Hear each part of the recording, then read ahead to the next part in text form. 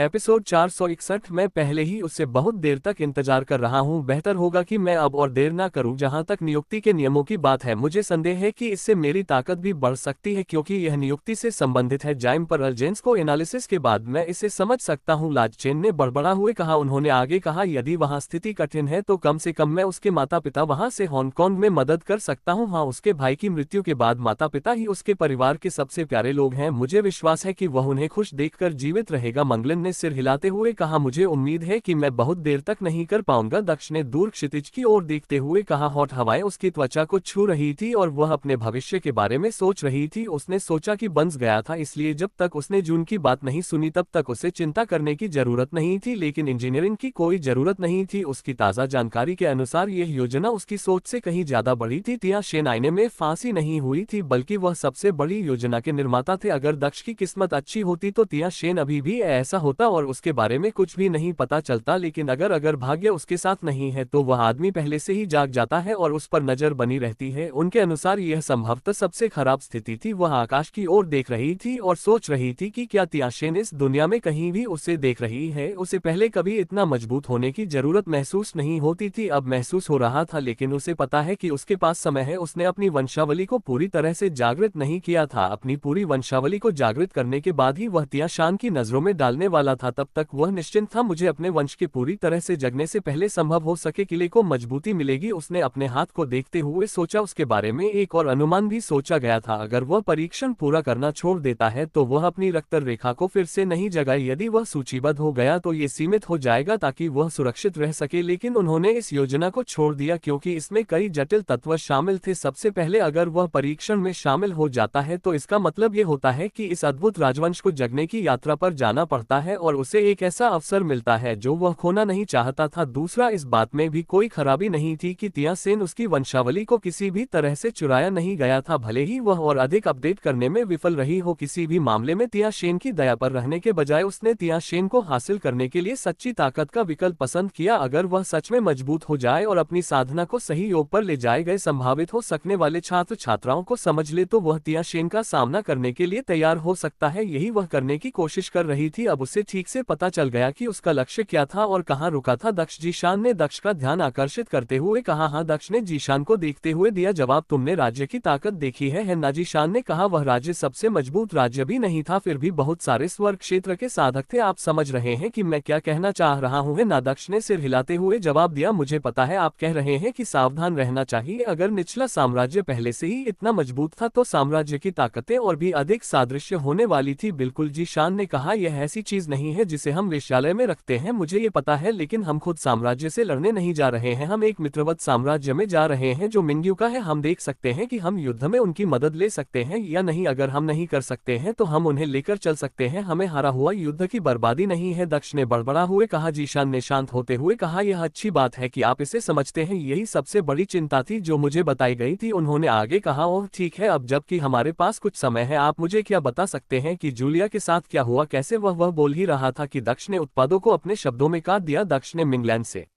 Julia के साथ जो कुछ हुआ था उसके बारे में झूठ बोला था, लेकिन जीशान का ये पता नहीं चला। जीशान को इस बात की जिज्ञासा अधिक थी कि जूलिया इतने प्रसिद्ध फिल्म निर्माता कैसे बन गए। हाँ, वह बस हमें अकेले अपनी राह पर ले जाना था। मुझे भी उसकी याद आ रही है, दक्ष ने जीशान की ओर इशारा करते हुए कहा। उन्होंने आगे कहा, ये ठीक है, हो सकता है कि हम भविष्य में अपनी मिले। जीशान को लगा कि कुछ समानता है। उसने देखा कि दक्ष पर उसकी तरफ नजरें मार रही थी। उसकी बातों से उसे समझ आ गया कि क्या हो रहा है। हाँ, मुझे उसकी याद आएगी। उसने लाचेन से सहमति प्रस्ताव कहा। उन्होंने ये भी कहा कि उन्हें यह विश्वास नहीं था कि दक्ष मिंगलेन के सामने इस बारे में बात नहीं करना चाहती थी। मंगलन ने भी उन्हें संदेह से देखा। वे झील के अनुसार सीधे उड़ते थे, केवल कुछ समय के लिए जंगल में रुकते थे जहां वे नाव का शिकार करते थे और कैंप फायर फिर से शुरू करते थे। तारांकित की जानकारी दी। हमें पहले से ही पता था कि वह शहर में नहीं है। उसके बाद केवल एक मूर्ख ही शहर में रह है, लेकिन वह पूरे राज्य में नहीं है। इसका मतलब यह है कि वह पहले ही भुगतान कर चुका है और हमें नहीं पता कि वह कहाँ गया। फुमिन ने एक साथ एक अध्ययन में कहा। गुयान ने बताया, किसी भी लंबी दूरी के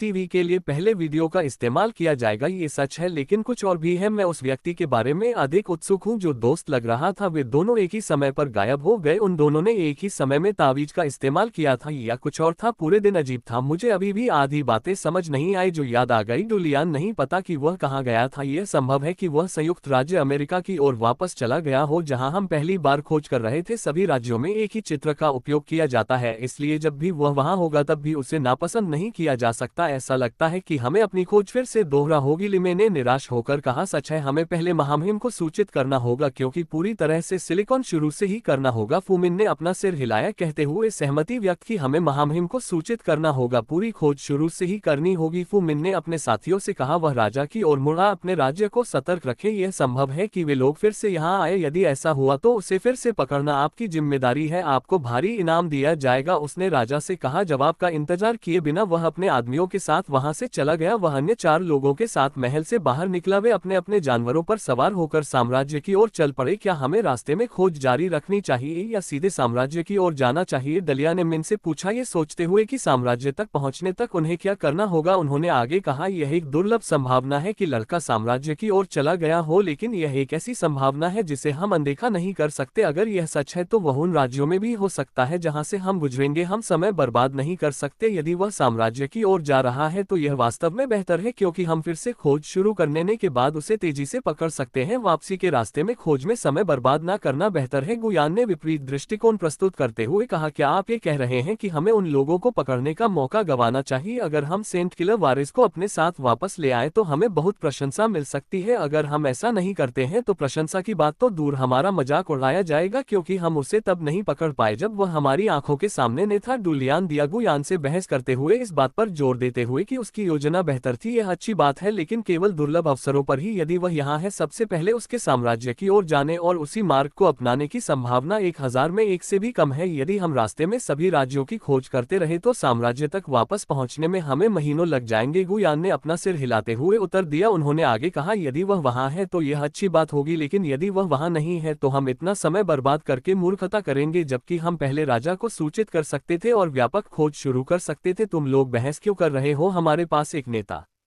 है, सिर्फ इसी काम के लिए है ना वो? जो ने बहस रोकने की कोशिश करते हुए कहा। उसने फुमिन को देखा और फिर पूछा, तुम्हें क्या लगता है हमें क्या करना चाहिए? फुमिन ने कुछ देर तक सोचा और अपनी आंखें बंद कर ली। बाकी लोग धैर्यपूर्वक उसके जवाब का इंतजार करने लगे। उसने जल्दी ही अपनी आंखें खोली और फिर जवाब दिया, आप दोनों सही कह रहे हैं, हम समय बर्बाद नहीं कर सकते लेकिन हम खोज भी नहीं कर सकते। सबसे अच्छा तो ये होगा कि हम रास्ते में रुककर विभिन्न राज्यों के राजाओं को हमारे पास मौजूद नए चित्र के बारे में बता दें ताकि वे अपने राज्यों की फिर से खोज कर सके। उन्होंने मध्य मार्ग चुना जिससे पूरी खोज में समय बर्बाद नहीं हुआ और साथ ही साथ जागरूकता भी पैदा हुई। तरानकन तारानकित के अंदर थे, रात का समय था और वे डेरा डाले हुए थे। जीशान एक अलग तंबू में था। वे खाना खा चुके थे और अब वे सोने जा रहे थे। जू बाहर टेंट की रखवाली कर रहा था। गलेन दक्ष के सामने बैठी थी जो उसे देख रहा था और इसी तरह भ्रम दुनिया का निर्माण और विनाश कर सकता है। दक्ष ने कहा, वह अपना खाली समय मिंगलान को भ्रम के नियम को स्वाभाविक रूप से समझने में मदद करने में बिता रहा था। उसे बता रहा था कि वह भ्रम के बारे में क्या समझता है। वह जानता था कि उसकी समझ मिंगलैन की मदद नहीं करेगी, लेकिन यह उसके लिए एक संदर्भ बिंदु हो सकता है जो इससे उच्च स्तरीय कानून के बारे में कुछ जानकारी प्राप्त कर सकती है। ऐसे कई लोग थे जिन्होंने कानून के सार को समझने में सक्षम होने से पहले वर्षों तक चिंतन और साधना की, फिर उन्होंने पूरे कानून को समझने में और भी लंबा समय बिताया। ये किसी के लिए भी आसान नहीं था, लेकिन यह असंभव भी नहीं था। वह व्यक्तिगत रूप से कानून के ओप का उपयोग करके कानून सीखने में कामयाब रहा, लेकिन भले ही उसने शॉर्टकट लिया हो, लेकिन उसने कुछ समझ हासिल की। वह चाहता था कि मिंगलैन कुछ समझ हासिल करे ताकि वह अपना खाली समय भ्रम के बारे में सोचने में बिता सके। ये किसी भी कानून को समझने का पहला कदम था। तुमने मेरी सारी बातें समझ ली? दक्ष ने पूछा। मैंने सब कुछ सुना, लेकिन मैं समझ नहीं पा रही हूँ। ये सब इतना अस्पष्ट है, ऐसा लगता है जैसे कोई बादल है जिसे मैं छू नहीं सकती। मिंगलैन ने सिर हिलाते हुए जवाब दिया, मैं समझ सकता हूँ, ये कठिन होगा, लेकिन आप भ्रम सीख सकते हैं। आपको इसे स्वयं समझना होगा। मैंने जो कहा वह केवल एक संदर्भ है। ये कभी भी आपके अपने कानून का निर्माण खंड नहीं हो सकता है, इसलिए आपको प्रयास करने की आवश्यकता नहीं है। है, आपको अपना खुद का कुछ बनाने की आवश्यकता है। दक्ष ने समझाने की कोशिश की। मिंगलैन के चेहरे पर खालीपन देखकर वह व्यंग्यात्मक ढंग से मुस्कुराया। मैं एक बुरा शिक्षक हूँ, मुझे यह आसानी से समझ में आ गया, इसलिए मुझे नहीं पता कि सामान्य लोग इसे कैसे समझते हैं। मुझे यकीन है कि अगर मैं तुम्हारी जगह होता तो मैं इसे अपने शब्दों से नहीं समझ पाता। नहीं, आप एक बुरे शिक्षक नहीं है, बात सिर्फ इतनी है कि मैं एक बुरा छात्र हूँ। मिंगलैन ने दक्ष के दावे का खंडन करते हुए कहा। दक्ष ने उसके सिर को सहला हुए हल्के से मुस्कुराया। किसी बात की चिंता मत करो, खूब मेहनत करो, अगले 1 घंटे शांति से मेरी कही बातों पर सोचते रहना। उसने खड़े होते हुए कहा। मैं बाहर टहलने जाऊंगा। मिंगलैन ने उसे जाते हुए देखकर अपना सिर हिलाया। दक्ष तंबू से बाहर आया और उसने देखा कि जीशान पास के एक पत्थर पर बैठा है। वह आसमान में चांद की ओर देख रहा था। चांद बहुत अलग थलग लग रहा था, उसके साथ तारे भी थे, लेकिन फिर भी वह अकेला लग रहा था, बिल्कुल जीशान की तरह। उसने थोड़ी सी आह भरी, लेकिन उसे परेशान न करने का निर्णय लिया। वह दूसरी ओर जू की ओर चला गया। घटना को कई दिन हो गए हैं, लेकिन जुन अभी भी नहीं दिखाई दिया। लंगदयान ने कहा कि जब उसने कार्यभार संभाला था तब नकली रक्तर रेखा मंदिर और मेरे बीच का संबंध अस्थायी रूप से टूट गया था। अगर यह अस्थायी था तो जुन को अब तक वापस आ जाना चाहिए था। उसने रास्ते में सोचा। उसकी सोच जारी रही। जल्द ही उससे और भी बुरा लगने लगा। क्या ऐसा हो सकता है कि कुछ और हुआ हो? अगर यह कनेक्शन हमेशा के लिए टूट गया तो मैं अपने वंश को पूरी तरह से जगाने का अपना रास्ता खो दूंगा। उसने कई बार जुन को आवाज लगाई, लेकिन कोई जवाब नहीं मिला। ये तो तय था कि जुन शायद उसे सुन नहीं पाया होगा, शायद कनेक्शन वापस नहीं आया था, या शायद जुन उसे अनदेखा कर रहा था। उसने सोचा। उसने पुनः जुन को पुकारा, ये सोचते हुए कि क्या उसे कभी उत्तर मिलेगा। उसने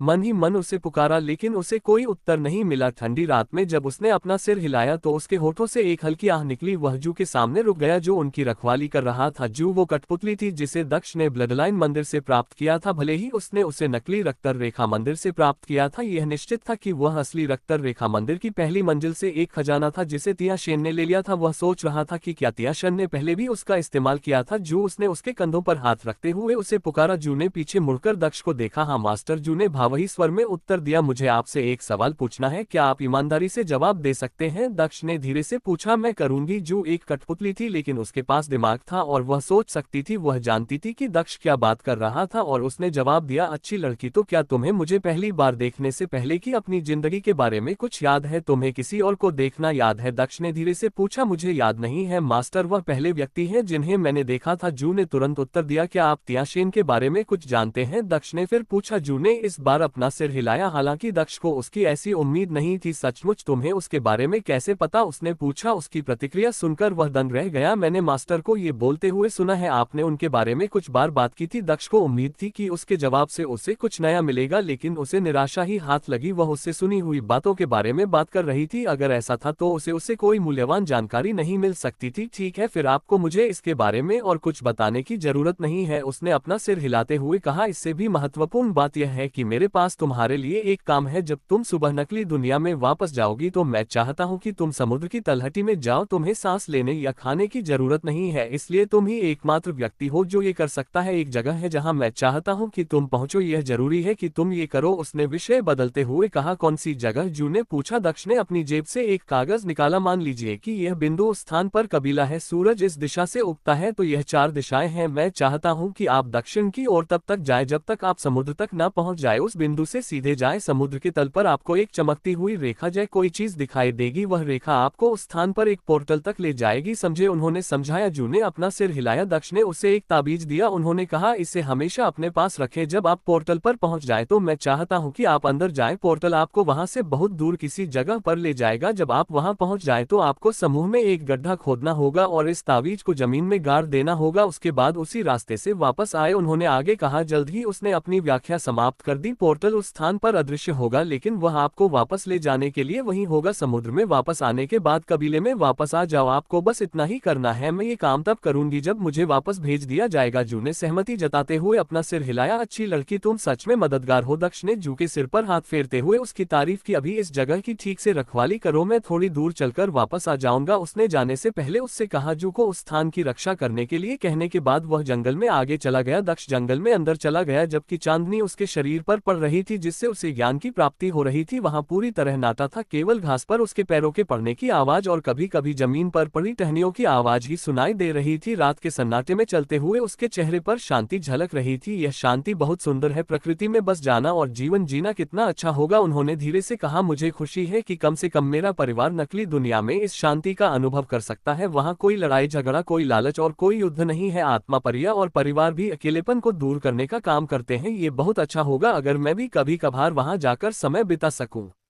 उसने आश्चर्य व्यक्त करते हुए कहा, यह मिंगलैन के साथ उसका 7वां दिन था, इसलिए जल्द ही किसी और को लाने का भी समय आ गया था। कल उसकी मिंगरिन मेरे साथ बाहर आएगी, यह उसका पहला मौका होगा। चकी यह ज्यादातर समय यात्रा में ही व्यतीत होगा, इसलिए मुझे लगता है कि इसे एक अच्छी सैर माना जा सकता है। आखिरकार उसके बाद सिर्फ हंगामा ही होगा। उसने अपनी अंगूठी को देखते हुए सोचा। वह अगले 20 मिनट तक चलता रहा, अपनी रात्रिकालीन सैर का आनंद लेता रहा और फिर वापस लौट आया। वह वापस चलने लगा, लेकिन तभी उसे वह आवाज सुनाई दी जिसका वह इंतजार कर रहा था। क्या तुम ठीक हो? क्या हुआ? हम कहाँ हैं? जून की चिंतित आवाज से ऐसा लग रहा था जैसे वह अभी नींद से जागी हो। वह शीघ्र ही उसके सामने प्रकट हो गई। ओह, तुम आखिरकार उठ गए। तुम कहाँ थे? मैंने तुम्हें कई बार फोन किया, होटल में घुसते ही तुम गायब हो गए। दक्ष ने आह भरते हुए कहा, मुझे नहीं पता कि क्या हुआ, मैं कुछ भी नहीं देख पाए और ही बाहर आ पाए। भूल जाओ उस बात को, बताओ क्या हुआ। उसे जो आखिरी बात याद है वह यह है कि तुम पर जूलिया ने हमला किया था। उसने उत्सुकता से दक्ष से पूछा। उसे खुद भी सच्चाई नहीं पता थी। उसके बाद मेरा उससे झगड़ा हुआ और वह मर गया, बस इतना ही। उसके बाद मैंने राज्य छोड़ दिया। मैं सोच रहा था कि इतने लंबे समय तक तुम क्यों नहीं दिखाई दिए, मैं तुम्हें बार बार पुकारता रहा। उसने कहा, ओह, और कुछ नहीं हुआ क्या? ये जूलिया था जिसने समय में व्यवधान पैदा किया था? उसने पूछा। दक्ष ने जवाब देते हुए अपना सिर हिलाया। उसके साथ एक और व्यक्ति था, वह एक और बच्चा था। मुझे नहीं पता कि वह कौन था, लेकिन वह भी मजबूत लग रहा था। ऐसा लगता है कि जो कुछ भी हुआ उसके पीछे वही था। जब मैंने उस पर हमला करने की कोशिश की तो वह गायब हो गया। उसे अभी भी जूलिया का चेहरा याद था। उसे यकीन था कि जूलिया को उसकी दादी की मौत के बारे में सच्चाई पता लगाने में उसी लड़के का हाथ था। किसी दूसरे लड़के के बारे में जुन ने पूछा। उसे आश्चर्य हुआ कि वह किसके बारे में बात कर रहा था। हाँ, एक बच्चा। मुझे लगता है कि मैं उससे उस घटना से पहले मिला था, मुझे बस याद नहीं आ रहा। वैसे भी वह आदमी गायब हो गया। मुझे पूरा यकीन है कि वह समय के नियम को जानता था। ये भी संभव है कि वह गायब होने के बाद अंतरिक्ष के नियम को जानता हो, या ये कुछ मार्शल कौशल हो सकता है जिससे वह छिपने में सक्षम हो गया। मैं इस बारे में पूरी तरह से निश्चित नहीं हो सकता, दक्ष ने अनिश्चितता से उत्तर दिया। उसके लिए ये जानना संभव नहीं था कि आखिर हुआ क्या था, क्योंकि वह न तो बच्चे को पकड़ सकता था और न ही उससे पूछताछ कर सकता था। उसे खुद भी नहीं पता था कि बच्चा कहाँ है। उसे पकड़ना तो दूर की बात थी। वह कुछ हद तक खुश था कि कम से कम उसकी प्राचीन अंगूठी में समय की तलवार तो थी। उससे लगा था कि वह उसे खो चुका है, क्योंकि वह किसी दूसरी जगह पर जा जागा था। सौभाग्य से उसने उसे खोया नहीं था, चूंकि उसने तलवार को रिंग में नहीं रखा था। इसका मतलब सिर्फ यही था कि जो उसके शरीर को नियंत्रित कर रहा था उसने ऐसा किया था। वह आभारी था, क्योंकि अन्यथा वह एक ईश्वर श्रेणी की कलाकृति खो देता। तो उसके बाद सुबह अजीब घटना घटी। जून ने संदेह पूर्वक पूछा। नहीं, समय की तलवार ने मुझे जूलिया की शक्तियों से बचाकर मेरी मदद की। मुझे लगता है कि केवल इसकी वजह से ही मैं बच पाया। उसके बाद मैंने उसे मार दिया और वह जगह छोड़ दी। बस यही हुआ जहां तक मुझे याद है। इसमें कुछ भी अजीब नहीं था, उसने आगे कहा। ओह, दक्ष की व्याख्या सुनकर जून और भी अधिक उलझन में पड़ गई। जब बाहर कुछ भी असाधारण नहीं हुआ तो मैं रक्तवंश मंदिर में कैसे फंस गई? मेरा उससे संबंध क्यों टूट गया? कुछ तो गड़बड़ है, उसने सोचा। सोचते रहो मेरे प्यारे शन, ऐसी बहुत सी बातें हैं जो तुम्हें नहीं पता। चलो, ये भी एक और बात है, वैसे भी इससे कोई फर्क नहीं पड़ता। दक्ष ने शून के विचारशील चेहरे को देखते हुए सोचा। क्या हुआ? तुम परेशान लग रहे हो, सब ठीक है ना? उसने चिंतित होने का नाटक करते हुए पूछा। सब ठीक है, आपको किसी भी चीज के बारे में चिंता करने की जरूरत नहीं है, जुन ने बिना कुछ बताए जवाब दिया। वैसे अब हम कहाँ हैं? हम मिंग्यू के साम्राज्य की ओर जा रहे हैं। उसकी मदद करने के बाद दक्ष ने समझाया। और युद्ध को कितने दिन बीत गए हैं और क्या तुमने भाग्य के नियम को पहले ही समझ लिया है? जुन ने पूछा। भाग्य का नियम हो? दक्ष ने मुस्कुराते हुए कहा। उससे खुद भी इस बात का अफसोस था कि वह अब सीख नहीं पाया। बहुत कोशिशों के बाद वह इस विषय को वापस रखने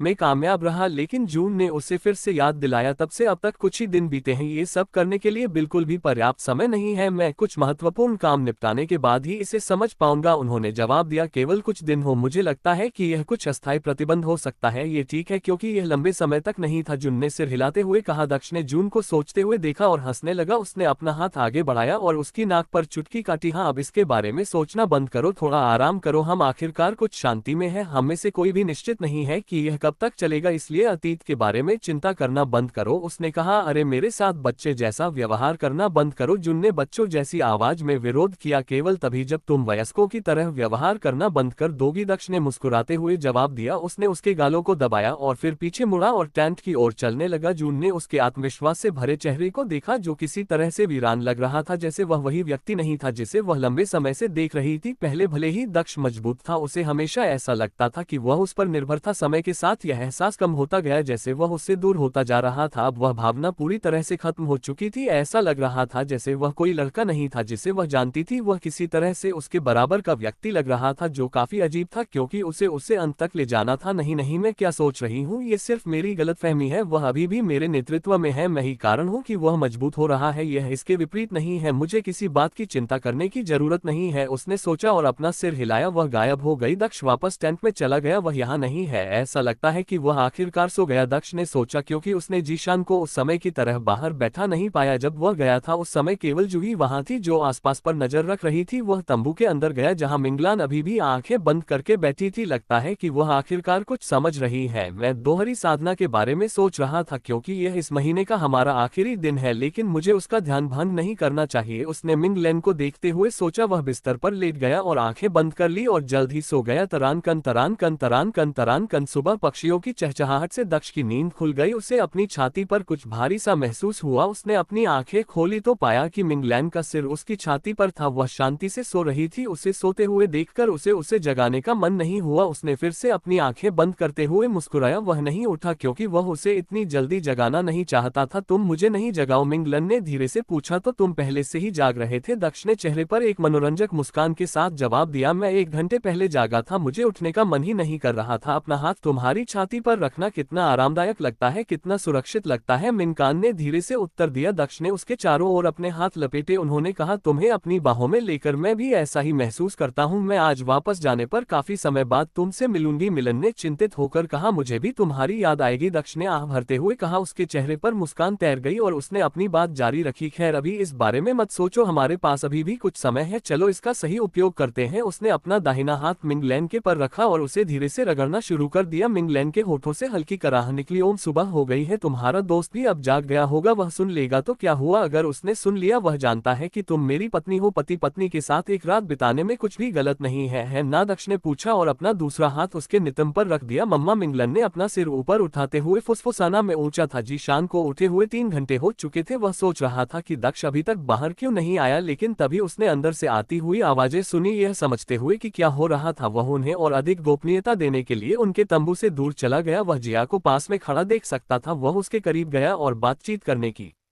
कोशिश करने लगा। वह जानता था कि वह एक कठपुतली है, लेकिन फिर भी जब भी वह कभी कभार उससे मिलता तो उससे बातचीत करता। वह हमेशा उसके साथ अपनी भावनाओं को साझा करता था। हालांकि जिया भावनाओं से जुड़ी चीजों पर सामान्य इंसान की तरह प्रतिक्रिया नहीं कर सकती थी, फिर भी वह साझा करता था। शायद इसलिए क्योंकि वह जानता था कि वह उसे समझ नहीं सकती, या शायद इसलिए क्योंकि वह जानता था कि वह उसके द्वारा कहे गए शब्दों को दूसरों तक नहीं फैलाएगी। गुड मॉर्निंग जिया, उन्होंने कहा। गुड मॉर्निंग, जिया ने जवाब दिया। माफ करना, मैंने कल रात बात नहीं की, मैं थोड़ा उदास था। जी ने दूर क्षितिज की ओर देखते हुए कहा। मुझे पता है कि तुम कुछ नहीं कहोगी, मैं यह नहीं कह सकता कि मुझे तुम्हारी यह बात नापसंद है, इसके विपरीत ये बहुत अच्छी बात है। मुझे लगता है कि मैं किसी भी विषय पर बात कर सकता हूँ क्योंकि तुम नाराज या दुखी महसूस नहीं करोगी। कोई जवाब ना मिलने पर उसने बुदबुदा आया। तो पिछली बार जब हमने बात की थी वह बहुत समय पहले की बात है, ऐसा लगता है कि एक जीवन बीत गया है। ये पुराने महाद्वीप पर वापस जाने जैसा था। मैंने इस बारे में बात की कि मैं अपने भविष्य और इस नए महाद्वीप में अपने जीवन के लिए कैसे आशान्वित था। मुझे यकीन था कि यह एक अच्छा जीवन होगा, उन्होंने आह भरते हुए कहा। वह घास पर बैठ गया और उसके होठों से एक आह निकली। ओह, अब मुझे एहसास हुआ कि मैं अपने विचारों में कितना भोला था। जो चीज दूर से चमकती है वह हमेशा पास से उतनी अच्छी नहीं होती। वह महाद्वीप जो सब स्वप्नों का महाद्वीप लगता था वह दुस्वप्नों का महाद्वीप साबित हुआ। इसने मुझे वह दिया जो मैं चाहता था। इसने मुझे प्यार और एक सच्चा भविष्य दिया, जिससे ये भ्रम पैदा हुआ कि मेरी उम्मीदें सही थी। यह सब इसलिए ताकि यह मुझसे सब कुछ छीन सके, ये सब इसलिए ताकि यह मुझे और भी बदतर बनाने से पहले मुझे बना सके। उन्होंने आगे कहा, बस इतना ही जानना है ना हम इंसान हैं और इंसान दोषपूर्ण है, इससे कोई फर्क नहीं पड़ता कि यह पुराना महाद्वीप है या नया। समस्या यह है कि यह अभी भी वही है। इस महाद्वीप में सिर्फ ज्यादा संसाधन और ज्यादा मजबूत लोग हैं, इसके अलावा ये सब एक जैसा ही है। यह एक ऐसा समाज है जिसमें हर कोई एक दूसरे को खा जाता है, जहाँ हर कोई दूसरों से आगे निकलने के लिए एक दूसरे पर चढ़ने की कोशिश करता है। उसने आसमान की ओर देखा जो चमकीला था। उन्होंने कहा, दुनिया बहुत उज्जवल है, लेकिन ये प्रकाश के भ्रम के भीतर केवल वास्तविक अंधकार को छिपा रही है। जिया ने उत्सुकता से जीशान को देखा, लेकिन उसने कुछ नहीं कहा। वह धैर्यपूर्वक सुनती रही। तुम तैयार हो? जीशान ने कुछ कहने के लिए अपने होंठ खोले, तभी उसे पीछे से आवाज सुनाई दी। उसने पीछे मुड़कर देखा तो दक्ष दिखाई दिया, जो अब पूरी तरह तैयार था। मैं काफी देर से जागा हुआ हूँ, लगता है आप भी जागे हुए थे, जीशान ने व्यंग्यात्मक मुस्कान के साथ उत्तर दिया। हाँ, दक्ष ने जवाब दिया, ये समझते हुए कि जीशान किस ओर इशारा कर रहा था। कुछ मिनट और रुको, मुझे अभी भी कुछ काम करना है, उसके बाद हम निकल सकते हैं। चिंता मत करो, अपना समय लो, मेरे साथ बात करने के लिए जिया का साथ है, जीशान ने अपना सिर हिलाते हुए कहा। दक्ष वापस तंबू में चला गया, जहां मिंगलैन ने कपड़े पहनना समा कर दिया था। क्या तुम तैयार हो? उसने मिंगलैन से पूछा। मिंगलैन ने आगे बढ़ते हुए अपना सिर हिलाया। उसने दक्ष को मजबूती से गले लगाया और अपनी बाहें उसकी पीठ पर लपेट ली। उसने उनके होठों के बीच की दूरी को कम करते हुए उसके होठों पर एक चुंबन लगाया। मैं तैयार हूँ, आप उसे बुला सकते हैं, उसने कहा। दक्ष ने अपना सिर हिलाया। मिंगलैन गायब हो गई, जिससे उसकी बाहों के बीच की जगह एक बार फिर हो गई। उसे नकली दुनिया में वापस भेज दिया गया। दक्ष ने अपनी चेतना को फिर से नकली दुनिया में वापस भेजा और ये देखने की कोशिश की कि दूसरों को क्या मिला है। लांग रेन और लांग जून खेती में व्यस्त लग रहे थे। वे अपने कमरे के अंदर थे। पल्लवी दीवार पर तलवार चलाने का अभ्यास कर रही थी। जे क्विंग और मिंगू के बीच ऐसा लग रहा था जैसे वे टीम अभ्यास युद्ध कर रहे हो। जूजी क्विन की टीम में थी जबकि मेई मिंगू की टीम में थी। यद्यपि यह एक अभ्यास मुकाबला था, फिर भी वे दोनों अपना सर्वश्रेष्ठ प्रदर्शन कर रहे थे। ऐसा लगता है कि वे कड़ी मेहनत कर रहे हैं, क्योंकि वे जानते हैं कि उन्हें साम्राज्य के साथ लड़ाई में शामिल होना पड़ सकता है। दक्ष ने लड़ाई को देखते हुए कहा। वह मिंगू के प्रयासों को समझ सकता था, क्योंकि वह जानती थी कि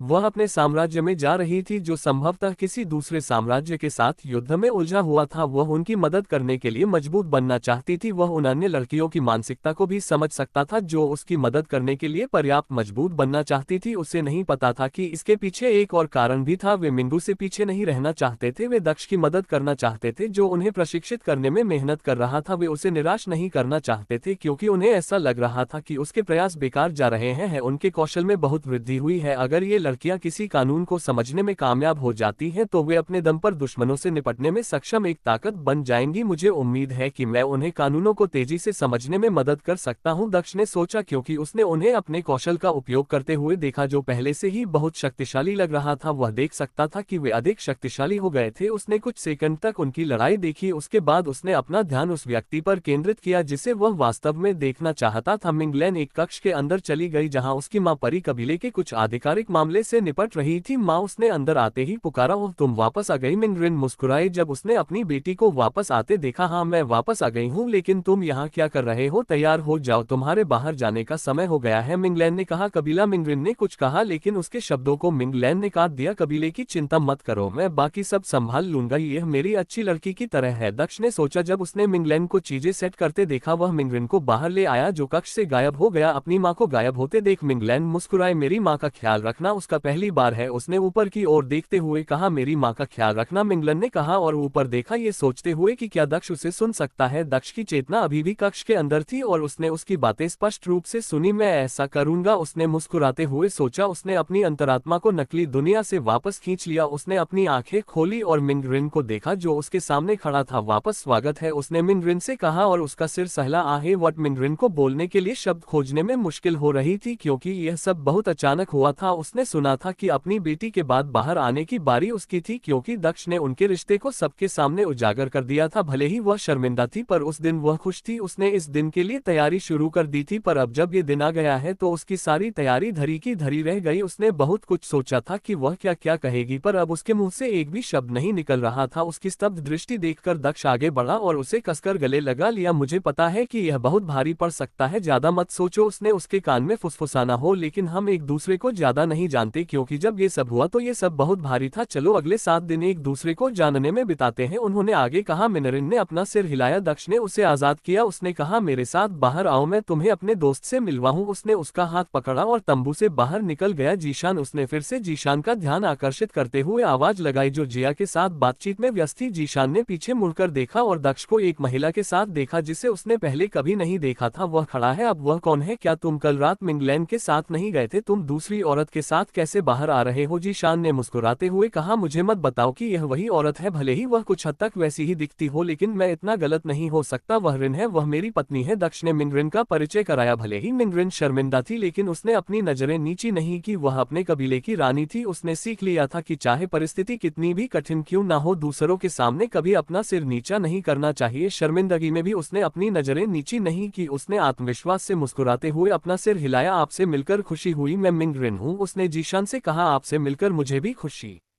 हुई, मैं जीशान हूँ। जीशान ने अपना सिर रगड़ हुए अपना परिचय दिया। वह दक्ष से पूछना चाहता था कि उसने कितनी पत्नियों को गुप्त रूप से छुपा रखा है। ऐसा लग रहा था जैसे उसकी कोई दुकान हो जहां से वह पत्नियां ला रहा हो। वहां पहले से ही मिंगू, झकविंगजू और मैं थे। वह मिंगलैन से भी मिल चुका था और अब मिंगरिन भी थी। वह दक्ष से ऊंची आवाज में पूछना चाहता था कि उसकी कितनी पत्नियां हैं, लेकिन उसने खुद को नियंत्रित किया। वह मेरा सबसे अच्छा दोस्त और साथी है, वह इस यात्रा में हमारे साथ रहेगा। दक्ष ने जीशान के बारे में बताया। तुम लोग आपस में बात करो, मैं जिया को वापस भेज दूंगा। उसने जिया की ओर चलते हुए कहा। हालांकि उन्होंने कहा कि उन्हें पता था कि दोनों में से कोई भी एक दूसरे से बात नहीं करेगा, लेकिन वे दोनों ऐसे ही थे। जिया, तुम्हें पता है कि मैंने तुम्हें कौन सा मिशन सौंपा है ना? उसने जिया से पूछा। जिया ने अपना सिर हिलाया और दक्ष को वह ताबीज दिखाया जो उसे दिया गया था। अच्छा, जैसे ही मैं तुम्हें वापस भेजूंगा उस मिशन पर लग जाना। उसने पुष्टि की। उसने अपना हाथ बढ़ाया और जिया का हाथ छूकर उसे नकली दुनिया में वापस भेज दिया। उसने सांप सम्राट को बुलाया जो फिर से बोलने लगा। मैंने तुमसे कहा था कि मुझे उस जगह पर वापस मत भेजो, मैं यहाँ रहना पसंद करता। तुमने मुझे वापस भेजने से पहले अपनी बात पूरी भी नहीं करने दी। अगर तुम चाहो तो मैं तुम्हें फिर से वापस भेज सकता हूँ, बाकी लोग हमारे साथ आ सकते हैं। दक्ष ने जवाब दिया। उसे खुशी थी कि उसने स्नेक सम्राट के रवैये को नियंत्रित रखने का एक तरीका खोज लिया था। ये सब लिटिल स्नो और ओरियन की वजह से था। हम तुम और भी ज्यादा परेशान करने वाले हो गए हो। मैं तुम्हारे साथ नहीं रहना चाहता, लेकिन वे छोटे लोग तुम्हें सुरक्षित नहीं रख सकते। तुम मेरे दाहिने हाथ हो, इसलिए मैं तुम्हें सुरक्षित रखूंगा। तुम्हें मुझे धन्यवाद देने की जरूरत नहीं है। स्नेक मोनाक ने गर्व से कहा। हाँ, मेरे रक्षक, बड़ा हो जाओ और हमारे साथ चलो। दक्ष ने हंसते हुए कहा। जैसे जैसे सांप सम्राट बड़ा होता गया उसकी त्वचा खींचने लगी। जल्द ही सर्प सम्राट अपने मूल आकार से कई गुना बड़ा हो गया। दक्ष ने मिंगरिन को अपने हाथ में उठा लिया जैसे वह कोई राजकुमारी हो और वह हवा में चलने लगा। उसने उसे सांप सम्राट पर बिठा दिया। जीशान भी चढ़ गया। सबके ऊपर चढ़ जाने के बाद सांप सम्राट उड़ने लगा। ताराकन ताराकन ताराकन ताराकन। दिन बीतते गए और मौसम बदलने के साथ ही सप्ताह बीत गए। जल्द ही पूरा महाद्वीप बर्फ से ढक गया। पिछले कुछ दिनों से बर्फबारी लगातार हो रही है। हरे भरे खेत सफेद हो गए थे। सड़कें बर्फ से ढक गई थी जिससे लोगों के लिए गाड़ियों से यात्रा करना मुश्किल हो गया था। दक्ष को इस मौसम में काफी परेशानी हुई क्योंकि वह हवाई जहाज से ही यात्रा कर रहा था। जहां भी बर्फबारी होती थी उसे रुककर मिंगरिन के पास शरण लेनी पड़ती थी। इससे उनकी यात्रा अपेक्षा से भी धीमी हो गई। इस निरंतर अवकाश ने दक्ष को अपनी पत्नी के साथ एकांत में बिताने के लिए अधिक समय दिया। वह अपना अधिकांश समय मिंगरिन के साथ बिता पाता था। बर्फ से बचने के लिए आश्रय लेता था। उसने उसे कुछ चीजें भी सिखाए और उसे कानूनों के बारे में थोड़ा ज्ञान देने की कोशिश की। उसने उसके लिए जो नियम चुना था वह वही था जो उसने मिंगरिन को सिखाया था, भ्रम का नियम। जब 7 दिन पूरे हो गए तो वह फिर से हिल गया और जू को आवाज लगाए। धीरे धीरे यात्रा जारी रही और समय भी हमारी तरह बीतता रहा। जल्द ही 3 महीने पूरे हो गए। इस दौरान दक्ष ने अपनी पत्नियों को विशिष्ट कानूनों के बारे में जितना संभव हो सके उतना ज्ञान देने में कामयाबी हासिल की। वह हर रात उनके साथ द्वंद्व युद्ध भी करता था जिससे उनकी दोनों की साधना में वृद्धि होती थी। इस समय में उनकी खेती भी बहुत तेजी से बढ़ी थी। वह आकाश क्षेत्र के 9वें चरण पर था और स्वयं स्वर्ग क्षेत्र साधक बनने से केवल 2 कदम दूर था। दक्ष आकाश क्षेत्र के 9वें चरण तक पहुंच गया था और वह अभी 20 साल का भी नहीं हुआ था। वह स्वर्ग क्षेत्र से केवल 2 छोटे कदम दूर था। दुर्भाग्य से उसने सोचा कि इस्टोनिया साम्राज्य तक पहुंचने से पहले उसके पास स्वर्ग क्षेत्र तक पहुंचने के लिए पर्याप्त समय नहीं था। हमें कल साम्राज्य में प्रवेश करना चाहिए, तुम्हें वापस जाना होगा, हम बाकी की यात्रा दूसरे आदमी पर तय करेंगे। दक्ष ने सर्प समट से सूर्य को नष्ट करने वाले कोनों के बारे में बात करते हुए कहा। अब वह क्यों? क्योंकि हम पहले से ही वहां हैं।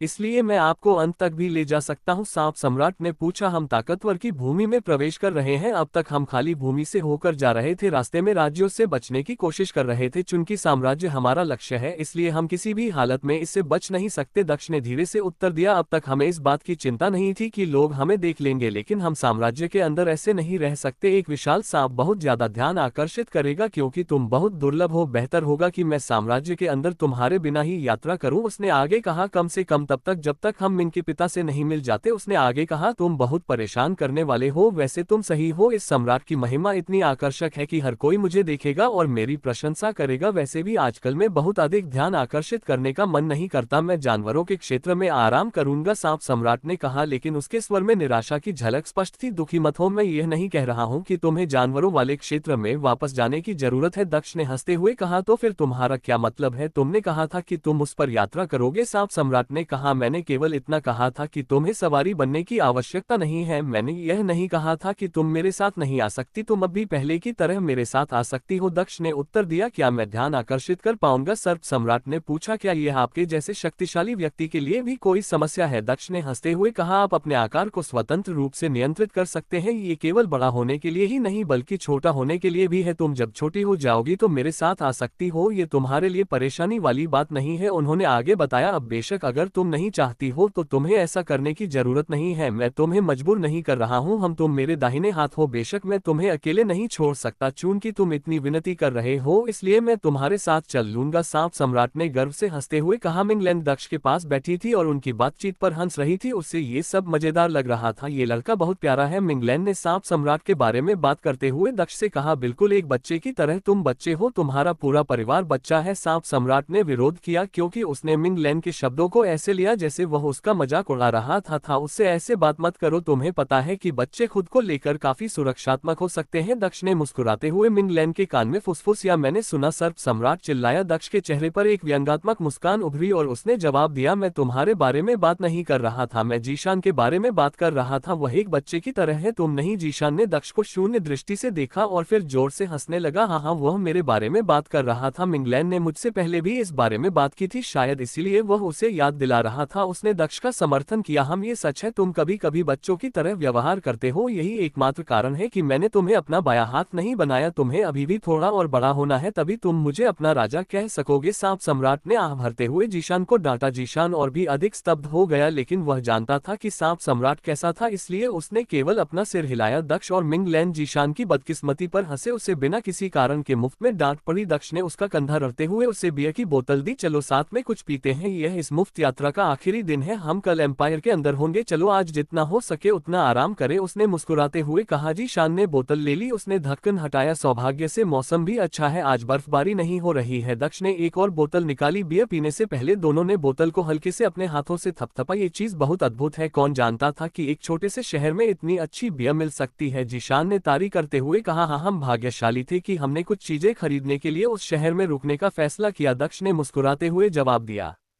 फिर भी तुमने सारी बोतलें खरीद ली, क्या हम 1000 बोतलें भी पी सकते हैं? जीशान ने दक्ष को संदेह भरी नजरों से देखते हुए पूछा, बेशक हम पी सकते हैं, हम क्यों नहीं पी सकते, हमारे सामने बहुत समय है, हम दोनों ही किसान हैं जिनका जीवन काल 1000 साल से भी ज्यादा है, हमारे लिए 1000 बोतलें कुछ भी नहीं है। दक्ष ने जवाब दिया। उन्होंने आह भरते हुए कहा, यदि उनके पास और स्टॉक होता तो मैं और खरीद लेता, दुर्भाग्य से उनके पास बस इतना ही था। उन दोनों ने पहले तो सभी बोतलें खत्म कर दी, फिर और बोतलें खोली। जमीन और सड़कें सफेद बर्फ से ढकी हुई थी, एक विशाल काय सांप ठंडी हवाओं के सामने खाली आसमान में उड़ रहा था। मिंगलैन के लंबे बाल हवा के खिलाफ उड़ रहे थे क्योंकि वह दूर तक देख रही थी, जबकि दक्ष और जीशान ने अपना सत्र जारी रखा था। कल वे साम्राज्य में प्रवेश करने वाले थे, उसे आश्चर्य हुआ कि क्या तब चीजें बदलने वाली थी, वे मजबूत लोगों के बीच लड़ाई के बीच में होने वाले थे। हालांकि दक्ष ताकतवर था, लेकिन यह ऐसी जगह नहीं थी जहां वे उसकी सुरक्षा के बारे में निश्चित हो सकते थे। अपनी सभी क्षमताओं के बावजूद ये पुष्टि नहीं की गई थी कि उसे चोट नहीं लगेगी। वह सोच रही थी कि उनके अगले कुछ महीने कैसे गुजरेंगे, भविष्य के बारे में चिंता कर रही थी। उसे ये भी लग रहा था कि भविष्य में उनके लिए कुछ बुरा होने वाला है। उसे नहीं पता था कि यह भावना क्या थी, लेकिन यह उसे जकड़ रही थी। यह एहसास उसके अंदर से खत्म नहीं हो रहा था। उसे यकीन नहीं था कि इस साम्राज्य में उनके लिए कुछ इंतजार कर रहा था, या यह उससे भी आगे के भविष्य की भावना थी। तारांकित स्थान पर भूली हुई भूमि पर एक महल मौजूद था जो किसी के लिए भी खोज पाना असंभव था। महल के सबसे गहरे कमरे के बीच में एक ताबूत रखा हुआ था। ताबूत ढका हुआ नहीं था, वह पूरी तरह से अंदर पड़ी चीजों के सामने खुला था। एक लाल लाल ताबूत को एक अज्ञात स्थान पर एकांत कमरे के मध्य में रखा गया था, जो देवताओं से भी अछूता था। कोई नहीं जानता था कि यह जगह कहाँ है या यहाँ कौन रहता है। इसका अस्तित्व एक रहस्य था। रक्त लाल रंग के ताबूत में कई नसें थी जो सुनहरे रंग की थी। सुनहरी नसें ताबूत को चारों ओर से घेरे हुए थी और उसे पूरी तरह से लपेटे हुए थी। ताबूत का ऊपरी हिस्सा ताबूत के पास जमीन पर पड़ा था, उस पर ड्रैगन का प्रतीक था, लेकिन ड्रैगन के पंख फीनिक्स जैसे थे। वह भी जलता हुआ लग रहा था। वह आग का शासक हो। ताबूत के अंदर एक आदमी लेटा हुआ था। वह आदमी मुश्किल से 30 साल का लग रहा था। उसके चेहरे पर एक भी झुर्री नहीं थी। उसकी त्वचा चिकनी थी। उस आदमी की दाढ़ी नहीं थी, लेकिन उसके खूबसूरत लंबे लाल बाल थे जो आंख की तरह लाल थे। उस आदमी की आंखें बंद थी, इसलिए उसकी आंखों के रंग का अंदाजा लगाना मुश्किल था। उसकी आंखों के कोने पर लाल निशान था, जैसे बहुत पहले खून का कोई आंसू बहकर आया हो जो अब सूख गया हो। उसके अधिकांश बाल उसकी पीठ के पीछे थे, लेकिन कुछ उसके कंधे पर भी थे और छाती तक आते थे। वह आदमी शांति से सो रहा था। ये पता नहीं था कि वह कितनी देर से सो रहा था, लेकिन ऐसा लग रहा था कि यह बहुत कम समय नहीं था। इस ताबूत और उस आदमी के अलावा इस विशाल ईश्वरीय महल के अंदर और कोई नहीं था। महल के अंदर तो क्या, बाहर भी कोई दिखाई नहीं दे रहा था। यदि दक्ष यहाँ होते तो वह उस आदमी को आसानी से पहचान लेते, क्योंकि उन्होंने उस आदमी को अपने सपनों में कई बार देखा था। यह वही आदमी था जिसके बारे में वह जानना चाहता था। वह आदमी कोई और नहीं बल्कि तियाशेन था। उस आदमी की सांसें स्थिर थी, इसलिए ये स्पष्ट था कि वह मरा नहीं था, लेकिन दुर्भाग्य से उसकी सांसें बहुत धीमी थी, मानो वह हाइबरनेशन या कोमा में था। हालांकि वह आदमी हिल नहीं रहा था, लेकिन उसके शरीर के चारों ओर एक अविश्वसनीय आभा थी। सिर्फ वही आभा एक पूरे ग्रह को नष्ट करने में सक्षम थी, लेकिन उसे ताबूत में रखा गया था। यह अनिश्चित था कि क्या किसी और ने उसकी आभा और उस अविश्वसनीय शक्ति को नियंत्रण में रखने के लिए उसके शरीर को ताबूत में रखा था, या तियाशेन ने खुद ताबूत में सोने का फैसला किया था, क्योंकि वह नहीं चाहता था कि उसकी आभा चीजों को नष्ट कर दे। वह आदमी जो दक्ष को परेशान कर रहा था शांति से ताबूत में रह रहा था। दुर्भाग्य से दक्ष को नहीं पता था कि वह परेशान करने वाला आदमी यहाँ बेबस पड़ा हुआ था। अगर दक्ष को तियाशेन का पता होता और अगर उसके पास उस तक पहुंचने का कोई रास्ता होता तो वह एक सेकंड भी देर नहीं करता। वह तियाशेन तक पहुंचने की पूरी कोशिश करता ताकि वह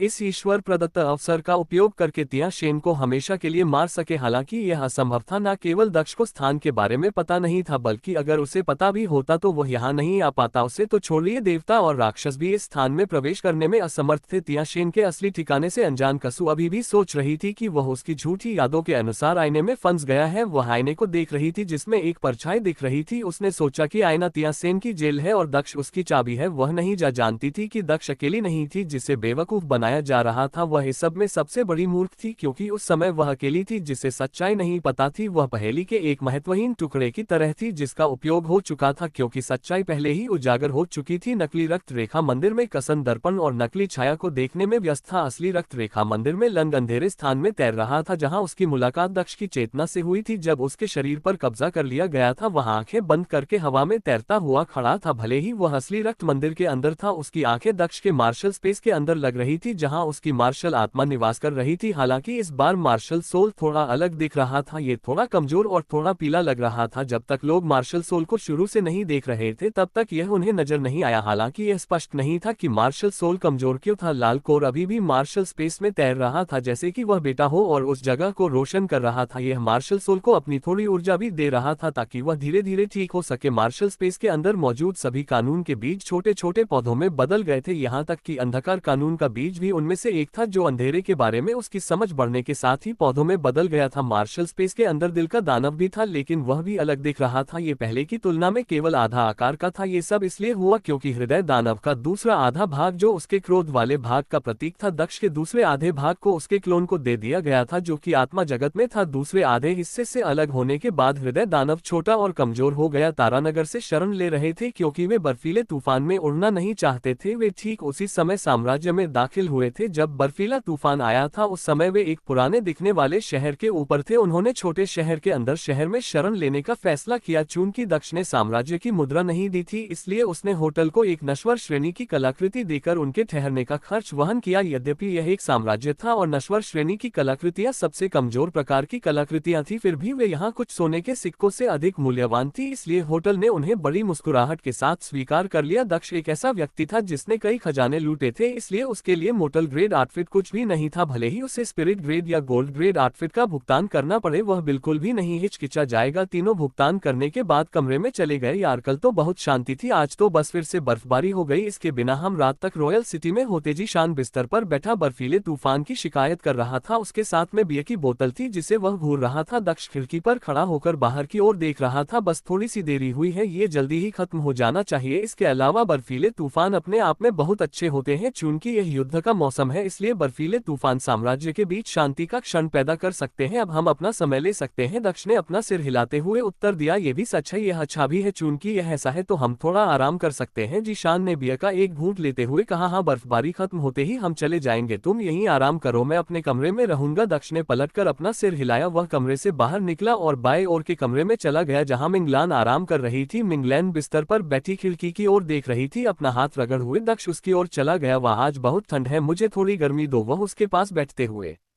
बोला और उसके कंधों को गले लगा लिया। तुम एक साधक हो, तुम ठंड का विरोध कर सकते हो, है ना? मिंगलैन ने चेहरे पर एक मनोरंजक भाव के साथ मुस्कुराते हुए कहा। उसे दक्ष की चालें समझ में आ गई थी। जब मेरे पास मुझे गर्म रखने के लिए तुम हो तो मैं ठंड से बचने के लिए किवी का उपयोग क्यों करूं? दक्ष ने हंसते हुए मिंगलैन को बिस्तर पर लिटा दिया। वह उसके बगल में लेट गया और खुद को कंबल से ढक लिया। अरे अभी तो सुबह हो गई है, तुम तो सारी रात शरारती रहे, दिन में भी तुम्हारे आसपास होने पर क्या रात और क्या दिन? तुमसे किसने कहा कि तुम इतनी सुंदर हो? दक्ष ने मिंगलैन की आंखों में देखते हुए हंसते हुए कहा। हालांकि उसकी आंखें उसे ईमानदारी से देख रही थी, जैसे कि वह सबसे सज्जन व्यक्ति हो। उसके हाथ पूरी तरह से कुछ और ही कर रहे थे। उसके हाथ मिंगलैन के पर रखे हुए थे, उन्हें धीरे से सहला रहे थे। आह, मैं तुम्हारे साथ क्या करने जा रहा हूँ? मिंगलैन ने मजाक में कहा। तुम मुझे चूम सकती हो, दक्ष ने उत्तर दिया, मानो वह उसे उत्तर दे रहा हो। बहुत होशियार। कमरे में हंसी की मधुर ध्वनि गूंज उठी। जब मिंगलैन ने दक्ष के जवाबों पर हंसना शुरू किया, उसने अपने हाथों को उसके गालों में लपेट लिया। जब उसने अपना चेहरा करीब लाया और जैसा उसने कहा था वैसा ही किया, दोनों के होठों के बीच की दूरी खत्म हो गई क्योंकि वे चूम रहे थे। दक्ष ने अपनी जीभ मिंगलैन के मुंह के अंदर डालने के लिए अपने होंठ खोले। हालांकि मिंगलैन ने पहले पहल की। जैसे ही उसने अपने होंठ खोले, उसने अपनी जीभ उसके मुंह के अंदर डाल दी। युद्ध का मैदान जो मिंगलैन का मुंह माना जाता था, वह दक्ष के मुंह में बदल गया क्योंकि उनकी जीभ प्रभुत्व के लिए लड़ी। पति पत्नी ने अपना समय एकांत में बिताया, जबकि जीशान अपने कमरे में रहकर अतीत की यादें ताजा करता रहा। वह बिस्तर पर बैठा था। वह अपनी आंखों के सामने उस लड़की को देख सकता था जिसे वह प्यार करता था। उसकी ओर मुस्कुरा रही थी जैसे कि कुछ भी नहीं बदला हो। वह उठकर कमरे से बाहर चला गया। वह होटल से बाहर निकला और भारी तूफान के बीच बर्फ से ढकी सड़कों पर टहल रहा। किसी और चीज की परवाह नहीं करता था। वह किसी को बहुत याद कर रहा था और वह अपने सिर को उसके विचारों से भरा नहीं होने दे सकता था क्योंकि वह जानता था कि वह कभी वापस नहीं आने वाली है। उसने खुद को विचलित करने के लिए इसे छोड़ दिया। चलते चलते वह छोटे से शहर की सीमा पर पहुंच गया। उसके बाल और चेहरा बर्फ से ढके हुए थे, उसके कपड़े भी, लेकिन उसे इसकी परवाह नहीं थी। शहर के अंत तक पहुंचने के बाद वह वापस लौट आया मदद करना। जीशान वापस आ रहा था जब उसने पास से चीखने की आवाज सुनी। चीख बहुत तेज नहीं थी, उसने भी मुश्किल से उसे सुना था, लेकिन अब जब उसने सुना है तो वह उसे अनदेखा नहीं कर सकता। वह एक तरफ मुड़ा और चीख की दिशा में चलने लगा। बर्फ इतनी ज्यादा थी कि चलते समय उसके पैरों के 30 सेंटीमीटर बर्फ में धंस गए। वह उस घर के पास पहुंचा जहां से चीखा रही थी। जब उसने दरवाजा खोलने की कोशिश की तो उसे पता चला कि वह बंद था। मेरी मदद करो, चीखें एक सेकंड के लिए भी नहीं रोकी। जीशान ने अपना दाहिना पैर उठाया और दरवाजे पर लात मारकर ताला तोड़ दिया। दरवाजा खुला और वह अंदर घुस गया। इधर उधर देखने पर उसने देखा कि लड़की बिस्तर पर पड़ी है, लेकिन उसके हाथ बंधे हुए थे। उसने सोचा था कि कोई लड़का लड़की के साथ जबरदस्ती करेगा, लेकिन वहां कोई नहीं था। लड़की भी बंधी हुई नहीं लग रही थी, वह बस बिस्तर पर बैठी थी, मुस्कुरा रही थी। उसके हरे भरे बाल पीछे की ओर पोनीटेल में बंधे हुए थे, हालांकि उसके कुछ बाल अभी भी उसके चेहरे के सामने बिखरे हुए थे। उसके चेहरे जैसे लाल होंठ मुस्कुराहट बना रहे थे। वह बमुश्किल 24-25 साल की लगती थी। तुम कौन हो? तुम क्यों चिल्ला रहे थे? जीशान ने संदेह से पूछा। उसने चारों ओर देखा, लेकिन उसे यकीन था कि यहाँ कोई और नहीं था। मैं ये देखने के लिए चिल्ला रही थी कि तुम मेरी मदद करने आओगे या नहीं, लड़की ने जीशान को हंसते हुए जवाब दिया। जीशान अभी भी उलझन में थी, लेकिन लड़की ने समझाना शुरू कर दिया। मैंने तुम्हें बाहर घूमते हुए देखा, तुम बहुत अकेले दिख रहे थे। भले ही तुम किसी ऐसे बच्चे की तरह लग रहे थे जिसने अपना खिलौना खो दिया हो, फिर भी मुझे तुम बहुत आकर्षक लगे। ये कहना गलत नहीं होगा कि मुझे पहली नजर में ही तुमसे प्यार हो गया था, लड़की ने खड़े होते हुए कहा। तुम पागल हो, तुमने ऐसा इसलिए किया क्योंकि तुम मुझसे प्यार करने लगे थे। मुझे खेद है, लेकिन मुझे ऐसे पागल लोगों में कोई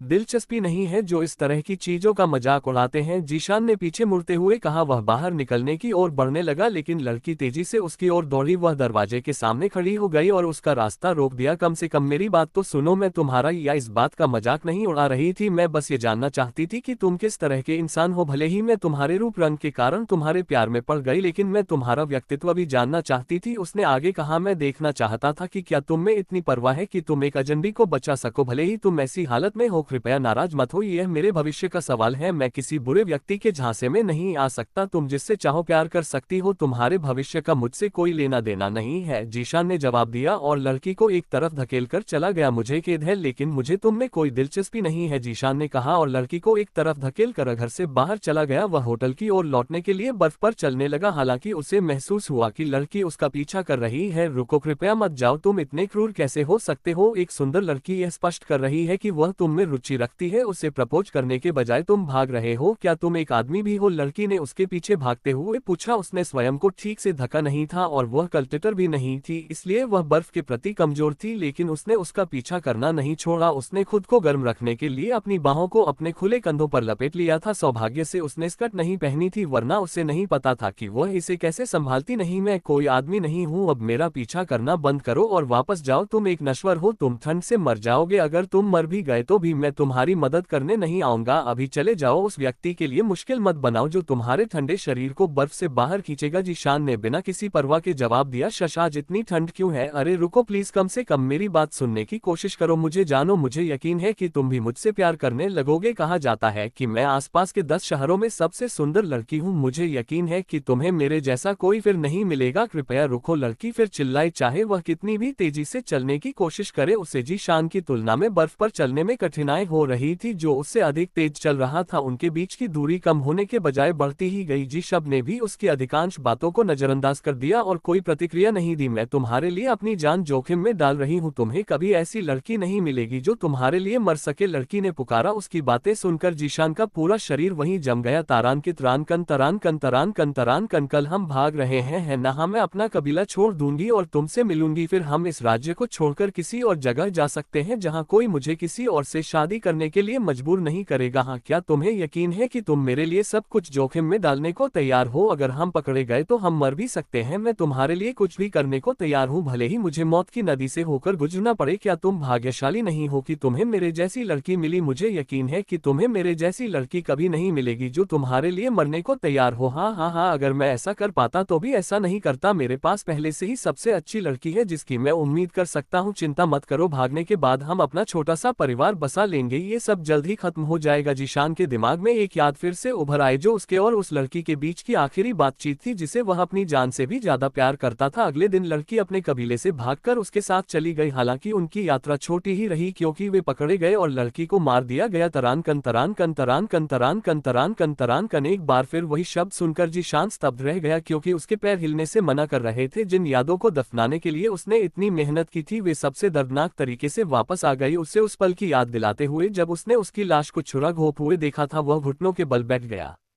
और अपनी आंखें बंद कर ली और एक बार फिर साथ बिताए अपने आखिरी पलों को याद किया। उसकी आंखों से आंसू बह निकले लेकिन आंसू इतनी ठंड में जम गए थे। हरे बालों वाली लड़की ने जीशान को जमीन पर गिरते देखा, उसका दिल धड़क उठा, उससे लगा कि उसे कुछ हो गया है। उसने अपनी पूरी ताकत और तेजी से भागने में लगा दी और वह जल्द ही उसके पास पहुंच गई। क्या तुम ठीक हो? क्या तुम्हें चोट लगी? बताओ क्या हुआ? लड़की ने उसके कंधों को गले लगाते हुए पूछा। चले जाओ मुझसे दूर, जीशान ने जंगली जानवर की तरह दहाड़े हुए लड़की को एक तरफ धकेल दिया। वह तुरंत अपने होश में आया क्योंकि उसे एहसास हुआ कि उसने क्या किया है। उसने एक असहाय लड़की पर हमला किया था जो एक कल्टीवेटर भी नहीं थी। उसने जल्दी से उसकी तरफ देखा और देखा कि लड़की पीछे की ओर ऐसे उड़ रही है जैसे वह कोई खिलौना हो जिसे किसी बच्चे ने फेंक दिया हो। वह पास के घर की दीवार से जा टकराए, उसके होठों से खून बहने लगा और वह तुरंत बेहोश हो गई। उसकी पीठ भी टूट गई थी। नहीं नहीं नहीं, जीशान बार बार यही दोहराता रहा और लड़की की ओर भागा। उसने अपनी साधना का इस्तेमाल हवा में भागने के लिए किया क्योंकि वह एक सेकंड भी बर्बाद नहीं करना चाहता था। वह लड़की के पास पहुंचा और उसकी हालत देखी जो गंभीर लग रही थी। लड़की अभी भी सांस ले रही थी लेकिन उसकी सांसें कमजोर होती जा रही थी। वह ये भी देख सकता था कि उसकी बहुत सारी हड्डियां टूटी हुई थी। सौभाग्य से उसका सिर अभी भी ठीक था, नहीं तो वह तुरंत मर जाती। मैं उसे मरने नहीं दे सकता, वह इसके लायक नहीं है, उसने चौंकते हुए कहा। जीवन देने वाली गोली, मुझे जीवन देने वाली गोलियों की जरूरत है, सिर्फ वही उसे बचा सकती है। उसने लड़की को अपनी बाहों में उठाते हुए कहा, मेरे पास कुछ भी नहीं है, मुझे दक्ष के पास जाना है, कृपया मरना मत, रुको, सब कुछ बिल्कुल ठीक हो जाएगा, तुम्हें कुछ नहीं होगा। वह लड़कियों को गोद में लेकर होटल की ओर भागते हुए बड़बड़ा रहा। लड़की पहले से ही बेहोश थी लेकिन उसकी सांसें अभी भी चल रही थी। उसकी हालत लगातार खराब होती जा रही थी, मानो वह किसी भी पल मर सकती थी। उसका दिल मुश्किल से सांस ले रहा था लेकिन ऐसा नहीं लग रहा था कि जब तक जीशान होटल नहीं पहुंच जाता तब तक वह रुक पाएगा। मेरे सामने मत मरना, जीशान ने उसे दिलासा देते हुए कहा। वह कुछ भी करने की कोशिश कर रहा था, हालांकि वह जानता था कि उसके शब्द जादुई थे। वह शीघ्र ही होटल पहुंच गया। उसने होटल का दरवाजा लात से तोड़ दिया क्योंकि वह लड़की को लेकर जा रहा था, जिससे उसके हाथ व्यस्त हो गए। वह सीधे सीढ़ियों की ओर भागा और ऊपर चला गया। समय के साथ इस संघर्ष में उसके लिए हर पल महत्वपूर्ण था। उसे पता था कि अगर लड़की को कुछ हो गया तो वह खुद को कभी माफ नहीं कर पाएगा, वह अपनी ही नजरों में गिर जाएगा। उस लड़की की नजरों में तो बिल्कुल नहीं जिसे वह प्यार करता था और जो उसे मजे से देख रही थी। वह जल्द ही दके कमरे में पहुंच गया लेकिन उसके पास दरवाजा खटखटाने और उसके खुलने का इंतजार करने का समय नहीं था। उसने दरवाजा लात से मारा, एक धमाके के साथ कमरे के दरवाजे खोले लेकिन उसी क्षण लड़की की सांसें पूरी तरह रुक गई। दक्ष फोरप्ले के एक छोटे सत्र के बाद मिंगलैंड में प्रवेश करने ही वाला था कि उसके कमरे का दरवाजा खुल गया। जीशान अंदर घुसाया। सौभाग्यवश वे दोनों अभी भी कंबल के अंदर थे, इसलिए उसने कुछ भी ऐसा नहीं देखा जो उसे देखना चाहिए था। जल्दी करो, मुझे जीवन देने वाली गोली दो। लड़की की दिल की धड़कन रुक गई है, अगर मैंने उसे 50 सेकंड के अंदर गोली नहीं दी तो वह जाग भी नहीं पाएगी। जीशान ने सीधे मान की समय की नजाकत को देखते हुए दक्ष ने विवरण पूछने की जहमत नहीं उठाई। उसने अपनी प्राचीन अंगूठी से एक जीवनदायी गोली निकाली और जीशान की ओर फेंक दी। जीशान ने छोटी गोली पकड़ी, उसने लड़की को धीरे से जमीन पर लिटाया और उसके होंठ खोले, फिर गोली उसके मुंह में डाल दी और उसे पिघलने दिया। वह चेहरे पर गंभीरता लिए इंतजार करने लगा और प्रार्थना करने लगा कि गोली काम कर जाए। दक्ष खड़ा नहीं हुआ क्योंकि उनके पास केवल एक ही कंबल था और वह इसका उपयोग खुद को ढकने के लिए नहीं कर सकता था, साथ ही मिंगलैंड को छिपाए रख सकता था। वह उसके ऊपर ही रहा और वे दोनों कंबल में छिपे तथा लड़की और जीशान को देखते रहे। दक्ष देख सकता था कि जीशान कितनी गंभीर थी, उसे नहीं पता था कि लड़की कौन थी और अगर उसे जीशान ने नहीं लाया होता तो उसे परवाह नहीं होती कि लड़की जिंदा रहती या मर जाती, लेकिन चूंकि जीशान को उसकी इतनी परवाह थी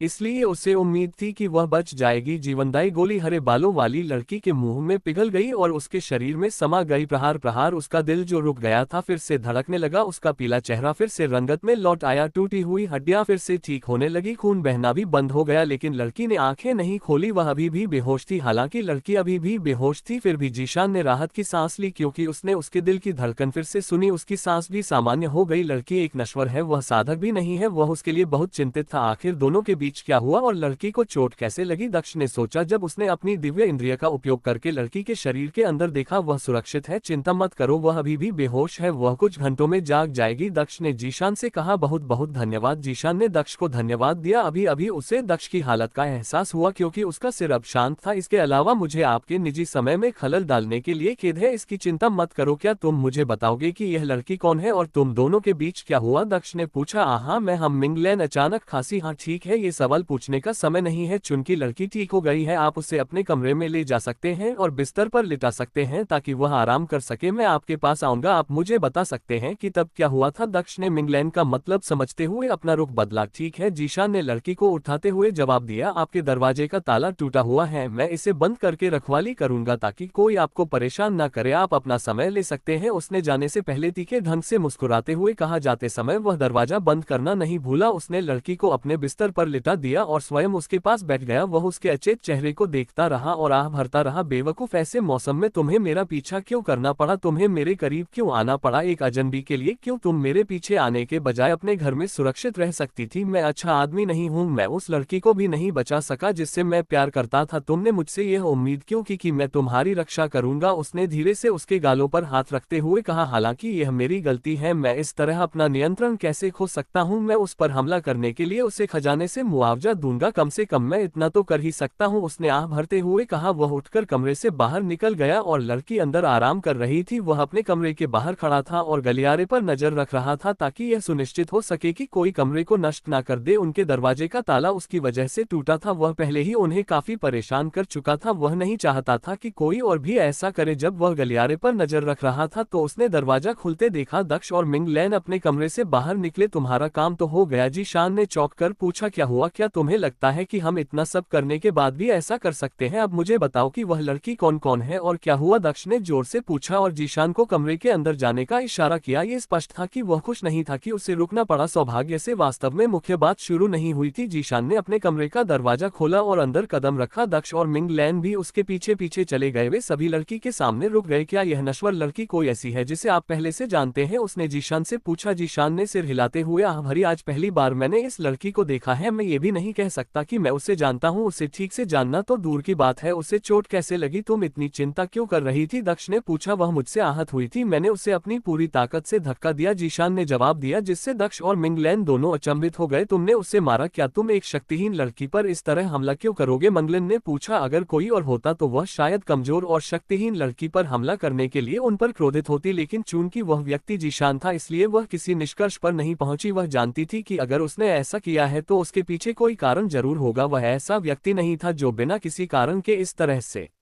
शक्तिहीन लड़की पर हमला करे। दक्ष आगे बढ़ा और उसने अपनी आंखें बंद करते हुए लड़की के माथे पर हाथ रखा। उसने जल्द ही अपनी आंखें फिर से खोली। तुमने ऐसा क्यों किया? मुझे नहीं लगता कि यह जानबूझकर किया गया था, अन्यथा तुम उसकी जान बचाने के लिए इतने चिंतित नहीं होते। मैं, जीशान ने आह भरते हुए कहा। वह पीछे मुड़ा और खिड़की की ओर चला गया और बाहर की ओर देखने लगा। मुझे उसकी याद आ रही थी, उसने धीरे से कहा। दक्ष और मिंगल समझ गए कि वह किसके बारे में बात कर रहा था, इसलिए उन्होंने उससे स्पष्टीकरण नहीं मांगा। अपने मन को बहलाने के लिए मैंने बाहर टहलने का फैसला किया। जब मैं टहल कर वापस आ रहा था तो मैंने एक लड़की की चीख सुनी। उन्होंने जो कुछ हुआ था सब बताना शुरू किया। उसके शब्दों ने मुझे एक अंधेरे स्थान पर पहुंचा दिया क्योंकि सभी दर्दनाक यादें वापस आ गई। बिना एहसास किए मैंने उस लड़की को पीछे धकेल दिया जो निकटतम दी से टकरा गई। होश में आने के बाद मैं जल्दी से उसे आपके पास ले आया, ये सोचकर कि उसे बचाने का ये सबसे अच्छा तरीका होगा, क्योंकि मेरे पास जीवन देने वाली गोलियां तो दूर की बात है, जीवन देने वाली गोलियां भी नहीं थी। उसने अपनी व्याख्या समाप्त की। वह अभी भी दोषी महसूस कर रहा था, जो उसके स्वर से स्पष्ट था। उसका स्पष्टीकरण सुनकर दक्ष के चेहरे पर समझदारी की झलक दिखाई दी और वह आगे बढ़ा। वह जीशान के पास खड़ा हो गया और उसके कंधे पर हाथ रखा। चिंता मत करो, मैं समझता हूँ कि ऐसा कैसे हो सकता है, ये तुम्हारी गलती नहीं थी, इसके लिए धन्यवाद, लेकिन मुझे पता है कि मैं गलत था। एक साधक के रूप में मुझे अपनी भावनाओं पर नियंत्रण रखना चाहिए था। अगर मैं एक कमजोर लड़की के सामने भी खुद को नियंत्रित नहीं कर सकता तो दुश्मनों के सामने मैं खुद को कैसे नियंत्रित कर पाऊंगा? अपनी मुट्ठी बंद करते हुए जीशान पीछे मुड़ा। उन्होंने आगे कहा, उसे बचाने के लिए धन्यवाद। मुझे नहीं पता कि अगर मेरी वजह से उसे कुछ हो जाता तो मैं कैसे जी पाता। यह मेरी भी गलती है। मुझे तुम्हें कुछ जीवन रक्षक गोलियां दे देनी चाहिए थी। अगर तुम्हारे पास कुछ होती तो तुम्हें मेरे पास भागने की जरूरत नहीं पड़ती। लो, भविष्य की स्थितियों के लिए कुछ रख लो, उसने आगे कहा। वह अपने भंडारण रिंग से कुछ और गोलियां बाहर लाया और उन्हें देखने लगा। उसे आश्चर्य हुआ कि यह छोटी गोलियां कितनी अद्भुत थी। यह राज्य की कुछ सबसे दुर्लभ गोलियां थी जो शक्तिशाली लोगों के पास भी नहीं थी। यहाँ बहुत से मजबूत कल्ट संगठनों के खजाने में ऐसी गोलियां थी। यही एक कारण था कि वह कभी भी किसी शव को बिना सिर काटे नहीं छोड़ता था। वह नहीं जानता था कि दुश्मनों में से किसके पास उन्हें पुनर्जीवित करने वाली जीवन रक्षक गोलियां हैं, इसलिए उसने जोखिम नहीं उठाया। उसने गोलियां दक्ष को दे दी। हाँ, मुझे खुद भी नहीं पता था कि मेरे हाथों में ये गोलियां होना कितना उपयोगी है, जीशान ने गोलियां लेते हुए कहा। उसने गोलियां अपने स्टोरेज रिंग में रख ली। गोलियां देखते हुए दक्ष को एक घटना याद आई जिसने उसे मुस्कुरा दिया। उसने मिंग लैन की ओर देखा। मिंग लैन, तुमने इन गोलियों के बारे में कहानी नहीं सुनी है ना? मैंने तुम्हें कभी नहीं बताया कि जीशान ने वास्तव में मेरी जान कैसे बचाई। से पहले कि हम मिले, मुलाकात से पहले उसने तुम्हारी जान बचाई, ये कैसे संभव है? मंगलन ने चौंकत हुए पूछा। उन्होंने मेरे दादाजी को उनकी जान बचाने के लिए आभार के रूप में इनमें से एक गोली दी थी। बदले में मेरे दादाजी ने मेरी मृत्यु के बाद मुझे वापस जीवन देने के लिए उस गोली का इस्तेमाल किया। ये सब एक तरह से पूर्ण चक्र है, दक्ष ने उत्तर दिया। हाँ, यह वही गोलियां थी जिनका इस्तेमाल तुमने मेरी जान बचाने के लिए किया था जब हम पहली बार मिले थे। तब से यह एक बहुत ही पागलपन भरा सफर रहा है, जीशान ने आह भरते हुए कहा। हम बीस्ट हॉल हॉल गए, डार्क सोल्स एक्ट के खिलाफ मौत का सामना किया, आपको अगवा कर लिया गया था, फिर आप दुश्मन संप्रदाय में मुख्य शिष्य बन गए। मुझे अभी भी नहीं पता कि आप कैसे बच गए। संप्रदाय के सबसे प्रिय शिष्य बनने की बात तो दूर की बात है, उन्होंने मुस्कुराते हुए कहा। ताकत और दिमाग से कुछ भी संभव है। मैंने बस अपने दिमाग का इस्तेमाल करके एक योजना बनाई और अपनी ताकत से इसे हासिल किया। हालांकि मुझे ये कहना होगा, हालांकि मैं किस्मत पर भरोसा नहीं करता, लेकिन मुझे लगता है कि इसने मेरी बहुत मदद की। दक्ष ने समझाते हुए कहा, चलो पुरानी यादों में ना जाएं, इससे मुझे केवल यह एहसास होता है कि मैं कितना बेकार था। मैं कभी भी वास्तव में आपकी मदद नहीं कर पाया, जीशान ने विलाप करते हुए कहा और उसके होठों से एक आह निकल गई। अरे ऐसा मत कहो, वास्तव में तुमने मेरी बहुत मदद की है। तुम ही थे जिन्होंने मिंगू और झकी को सुरक्षित रखा था जब मैं डार्क सोल संप्रदाय द्वारा पकड़ा गया था। अकेले उससे ही इतनी बड़ी मदद मिली थी। तुम ही थे जिसकी वजह से मैं इस महाद्वीप का पता लगा पाया, दक्ष ने मुस्कुराते हुए कहा। उसने दूर क्षितिज की ओर देखा। बर्फबारी आखिरकार खत्म हो गई थी और सूरज आसमान में साफ दिखाई दे रहा था। इसलिए कभी यह मत सोचना कि तुमने कभी मेरी मदद नहीं की। मुझे खुशी है कि तुम मेरे साथ थे, उन्होंने आगे कहा। बर्फीला तूफान खत्म हो गया है। मिंगलैन ने भी ध्यान दिया, उसके साथ सहमति जताते हुए दक्ष ने कहा, हाँ चलो चलते हैं। लड़की ठीक है, हमने होटल का किराया पहले ही चुका दिया है, इसलिए कोई उसे परेशान नहीं करेगा। तुमने जो तोड़फोड़ की है उसका भी मैं भुगतान कर दूंगा। वह यहाँ शांति से रह सकती है, चूंकि वह इसी शहर की है, इसलिए वह जागने के बाद आसानी से वापस जा सकती है। जीशान अभी भी कुछ अनिश्चित दिख रहे थे, लेकिन अंततः उन्होंने सहमति दे दी क्योंकि दक्ष की बातें सही थी। ठीक है चलो चले। वो बुदबुदा आया। उसने अचानक दक्ष की ओर देखा और पूछा, क्या तुम्हारे पास कोई नश्वर स्तर की भंडारण अंगूठी है? हाँ, मेरे पास बहुत सारे खजाने हैं जो मैंने चुराए हैं, मुझे एक अंगूठी भी देनी चाहिए। मुझे देखने दो, दक्ष ने उत्तर दिया और अपनी प्राचीन अंगूठी के अंदर देखा। वह जल्द ही उसमें से एक और भंडारण अंगूठी लाया और इसे जीशान को दे दिया। सामान्यतः स्टोरेज रिंग्स अन्य स्टोरेज रिंग्स को अपने अंदर नहीं रख पाते थे, चाहे उनका ग्रेड कुछ भी हो, लेकिन प्राचीन रिंग विशेष थी, इसलिए उसे कभी कोई समस्या नहीं हुई। उसने ये पूछने की भी जहमत नहीं उठाई कि जीशान अंगूठी क्यों मांग रहा है, क्योंकि उसे पहले से ही पता था कि वह क्या करने की योजना बना रहा है। जीशान ने अंगूठी ली और अपनी उच्च श्रेणी की स्टोरेज अंगूठी से कुछ खजाने को मोटल ग्रेड स्टोरेज अंगूठी में स्थानांतरित कर दिया। उसने अंगूठी लड़की की अनामिका में पहना दी। चलो चले, वह बुदबुदाया और वापस मुड़कर कमरे से बाहर चला गया। दक्ष ने भी लन के साथ जाते समय अपना सिर हिलाया। उसे यकीन था कि जीशान ने लड़की को कुछ अद्भुत खजाने दिए हैं। वे तीनों सीढ़ियों से नीचे उतर रहे थे जब जीशान ने कुछ नोटिस किया। ये बहुत अजीब है, वो बुदबुदा आया। क्या अजीब बात है? दक्ष ने उलझन में पूछा। मैं होटल के अंदर एक शहर की लड़की की लगभग मृत देह लेकर आया था। मुझे यकीन है कि ग्राउंड फ्लोर पर मौजूद कई लोगों ने मुझे देखा होगा, उनमें से कोई भी लड़की जांच करने या ये जानने के लिए ऊपर नहीं आया कि आखिर हो क्या रहा है। यहाँ सब कुछ इतना सामान्य लगता है, जीशान ने बताया। सब कुछ बहुत सामान्य लग रहा है। कोई भी लड़की को देखने के लिए ऊपर नहीं आया या ये जानने के लिए नहीं कि मैं उसकी लगभग मृत देह को ऊपर क्यों ले जा रहा था, जीशान ने बताया। अब जब तुमने इसका जिक्र किया है तो ये संदिग्ध लगता है, दक्ष ने जीशान से सहमति जताते हुए कहा। यह अजीब लगा, मैंने खुद ही लड़की की जांच की, उसमें कुछ भी संदिग्ध नहीं है, इसलिए हमें उसके बारे में चिंता करने की जरूरत नहीं है। केवल अजीब बात यह है कि लोगों ने कोई प्रतिक्रिया क्यों नहीं दी। उन्होंने आगे कहा, हमें केवल उनसे ही जवाब मिल सकता है। वह एक कदम आगे बढ़ा और सीढ़ियों से नीचे उतरने लगा। मिंगलैन भी उसके पीछे पीछे चलने लगी। जीशान थोड़ा झिझक और उसने उस कमरे की ओर देखा जहां हरे बालों वाली लड़की की शांति से सो रही थी। उसने अपना सिर हिलाने से पहले एक छोड़ा, वह भी दक्ष के पीछे चला गया। तुम लोग नीचे आ गए हो? अच्छा, क्या तुम लोग अब जाने वाले हो? बर्फबारी खत्म हो गई है। दक्ष और उसके दोस्त को अपने सामने देखकर होटल का मालिक मुस्कुराया। हाँ, हम चेकआउट करके जाएंगे, दक्ष ने सिर हिलाते हुए जवाब दिया। उसने बगल से देखा और मुख्य दरवाजा खुला हुआ था। उसने देखा कि ताला टूटा हुआ था। ओह, मेरे दोस्त ने आपका दरवाजा तोड़ा है, मैंने सुना है, उसने कहा और अपना ध्यान पुनः मालिक पर केंद्रित किया। कुछ नहीं हुआ, सिर्फ ताला टूटा है। आपके पास जो खजाना है उससे उसका खर्च निकल जाएगा, इसकी चिंता मत करो, मालिक ने मुस्कुराते हुए जवाब दिया। दक्ष को नहीं पता था कि क्यों, लेकिन उसे लगा कि उसकी मुस्कान संदिग्ध लग रही थी। मेरा दोस्त भी अपने साथ एक लड़की को लेकर आया था, क्या तुम मुझे बता सकते हो कि वह लड़की कौन है? उसने होटल के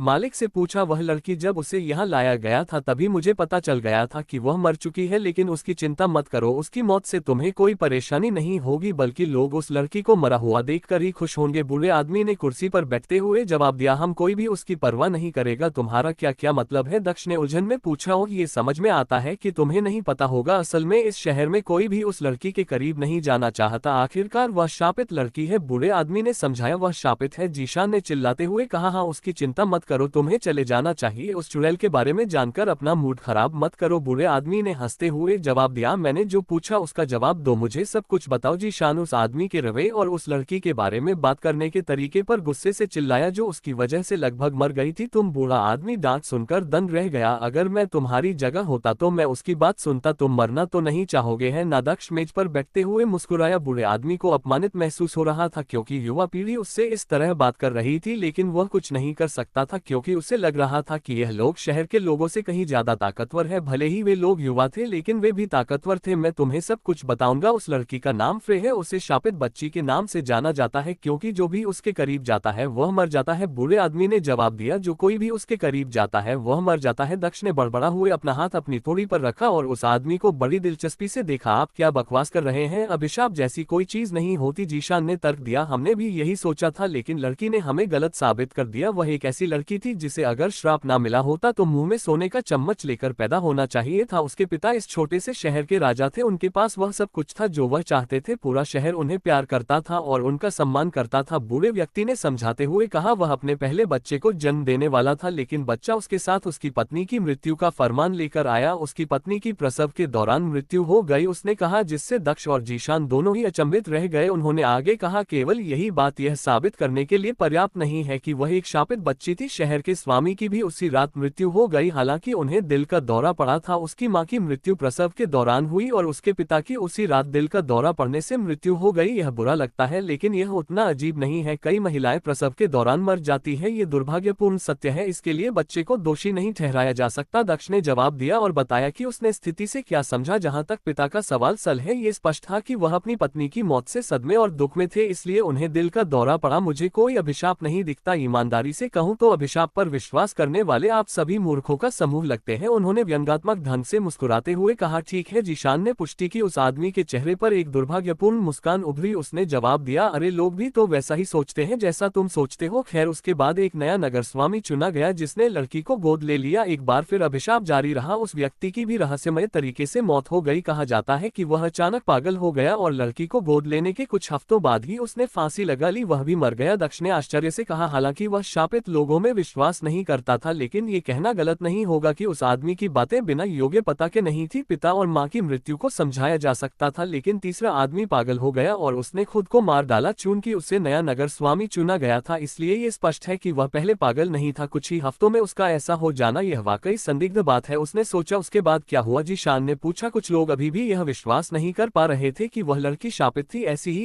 एक महिला ने उस लड़की की देखभाल करने का फैसला किया। बूढ़े व्यक्ति ने ये कहते हुए दरवाजे की ओर देखा, एक और औरत? मुझे उस औरत के बारे में मत बताओ, मिंग लैन ने अचानक कहा, लेकिन वह बीच में ही रुक गई। हाँ, वह महिला भी मर गई। यह घटना उस लड़की को घर लाने के 1 महीने बाद हुई। महिला किसी तरह सीढ़ियों से फिसल गई और उसके सिर पर चोट लगने से उसकी मौत हो गई। बूढ़े व्यक्ति ने जवाब दिया। उसने होटल की सीढ़ियों की ओर देखा और उसकी आंखों के सामने पुरानी यादें घूम गई। वह महिला मेरी पत्नी थी। वैसे भी उस बिंदु के बाद इसमें कोई संदेह नहीं था कि लड़की शापित थी। सब कुछ समझ गया। उसने जारी रखा, तो यही हुआ। उस दिन के बाद आप सभी उससे दूर रहने लगे। क्या मैं सही कह रहा हूँ? दक्ष ने पूछा। हाँ, उससे उसकी जन्म देने वाली मां के घर वापस भेज दिया गया जहां वह अकेली रहती थी। वह अपने खाने और जीने के लिए खुद ही सब्जियां उगाती थी क्योंकि कोई भी वहां रहना नहीं चाहता था जहां वह खड़ी थी। बूढ़े आदमी ने जवाब दिया, इसी तरह वह लड़की बड़ी हुई। एक तरह से मैं खुश हूं कि अब वह मर चुकी है। हालांकि मुझे किसी व्यक्ति की मौत पर खुश नहीं होना चाहिए। उसने बुदबुदाई, या अगर तुम सब उससे इतनी नफरत करते थे तो तुमने उसे खुद क्यों नहीं मार दिया? या इससे भी बेहतर, तुमने उसे शहर छोड़ने के लिए मजबूर क्यों नहीं किया? तुमने उसे रहने की अनुमति क्यों दी? दक्ष ने उलझन में पूछा। खैर, हालांकि मुझे ये कहते हुए शर्म आ रही है लेकिन सच्चाई यह है कि हमने उस लड़की को मारने की कोशिश की थी लेकिन हम ऐसा नहीं कर सके। जो भी उसे मारने के इरादे से उसके करीब जाने की कोशिश करता था वह उसके करीब पहुंचने से पहले ही मर जाता था। उन्होंने आगे कहा, एक लड़के को दिल का दौरा पड़ा, दूसरे पर एक जंगली जानवर ने हमला कर दिया जो अचानक शहर में भागता हुआ आया। इसी तरह जिस किसी ने भी लड़की को मारने की कोशिश की वह किसी ना किसी तरह से अप्रत्यक्ष रूप से मर गया। दक्ष ने सिर हिलाकर निष्कर्ष निकाला। उसने सोचा, इससे ये साबित होता है लड़की खास है, उसके पास कोई साधना नहीं है, लेकिन मुझे नहीं लगता कि वह शापित है। मैं जो अनुमान लगा सकता हूँ उसके अनुसार लड़की के पास किस्मत या किसी और चीज से जुड़ी कोई दुर्लभ विशेष काया होनी चाहिए। तुमने उसे अपनी मर्जी से शहर छोड़ने क्यों नहीं दिया? मिंग लैन ने अपनी शंका के साथ कहा। अगर वे उसे मार नहीं सकते थे तो कम से कम उसे जाने के लिए कह सकते थे। उस आदमी के चेहरे पर एक उदास मुस्कान उभरी जब उसने जवाब दिया, हमने भी यही किया, हमने उसे जाने के लिए कहा, लेकिन जब वह चली गई तो हमारे शहर को सबसे खराब समस्याओं का सामना करना पड़ा। हमें प्राकृतिक आपदाओं का सामना करना न पड़ा जो तभी रुकी जब हम उसे वापस लाए, इसलिए हम उसे मार नहीं सकते थे और हम उसे बाहर नहीं निकाल सकते थे। उन्होंने आगे कहा, ऐसा लग रहा था जैसे वह हर जगह अराजकता फैलाने के लिए दानव का हथियार थी। कोई भी उसका कुछ नहीं बिगाड़ सकता था। हम बस इतना कर सकते थे कि उसे शहर में ही रखें और उससे दूर रहे। सौभाग्य से आपने हमारी लंबे समय से चली आ रही समस्याओं का समाधान कर दिया है। अब जब वह मर चुकी है तो हमें और चिंता करने की जरूरत नहीं है। तो इसलिए आप में से कोई भी जांच करने नहीं गया। क्या मैं सही हूं? आप उसकी लाश के पास जाने से भी डर रहे थे क्योंकि आप अभी भी उसे दुर्भाग्यशाली मानते हैं। मैं आपको दोष नहीं दूंगा, जो कुछ भी हुआ उसके बाद ये समझ में आता है कोई भी यही करता। दक्ष ने मुस्कुराते हुए उत्तर दिया। वह खड़ा हुआ और जीशान के करीब चला गया। अब जब हमें हमारे जवाब मिल गए हैं तो चलो चलते हैं, उन्होंने जीशान के कंधे पर हाथ रखते हुए कहा। वह मिंग लैन के साथ होटल से बाहर निकल गया। जीशान अभी भी अपनी मूल स्थिति में खड़ा था और वहां से नहीं जा रहा था, मानो वह किसी गहरे विचार में खोया हुआ हो। कुछ सेकंड के बाद वह धीरे धीरे बाहर की ओर चलने लगा। वह होटल से बाहर निकल गया। लड़की ने अपनी पूरी जिंदगी अकेले ही गुजारी। शहर में हर कोई उससे नफरत करता था। कोई आर्य नहीं कि वह शहर में एक नया चेहरा देखकर उत्साहित थी। उसने सोचा और धीरे धीरे आगे बढ़ा। चूंकि जो लोग उसके पास बुरी नियत से आते थे वे मर जाते थे, इसलिए उसने शायद तभी उसके करीब जाने का फैसला किया जब उसके पास कोई बुरी नियत ना हो। इसलिए उसने ये देखने के लिए परीक्षण किया कि क्या वह उसे बचा सकता है। उसे आखिरकार पूरी तस्वीर मिल गई। मुझे पता है कि तुम क्या सोच रही हो, मैं तुम्हें ऐसा न करने की सलाह दूंगा, लेकिन अगर तुम चाहो तो मैं तुम्हें रोकूंगा नहीं, दक्ष ने धीरे से कहा और जीशान के झिझक चेहरे को देखा। मैं उसके साथ रहना चाहता हूँ, जीशान ने जवाब दिया। वह नीचे देख रहा था। मैं उससे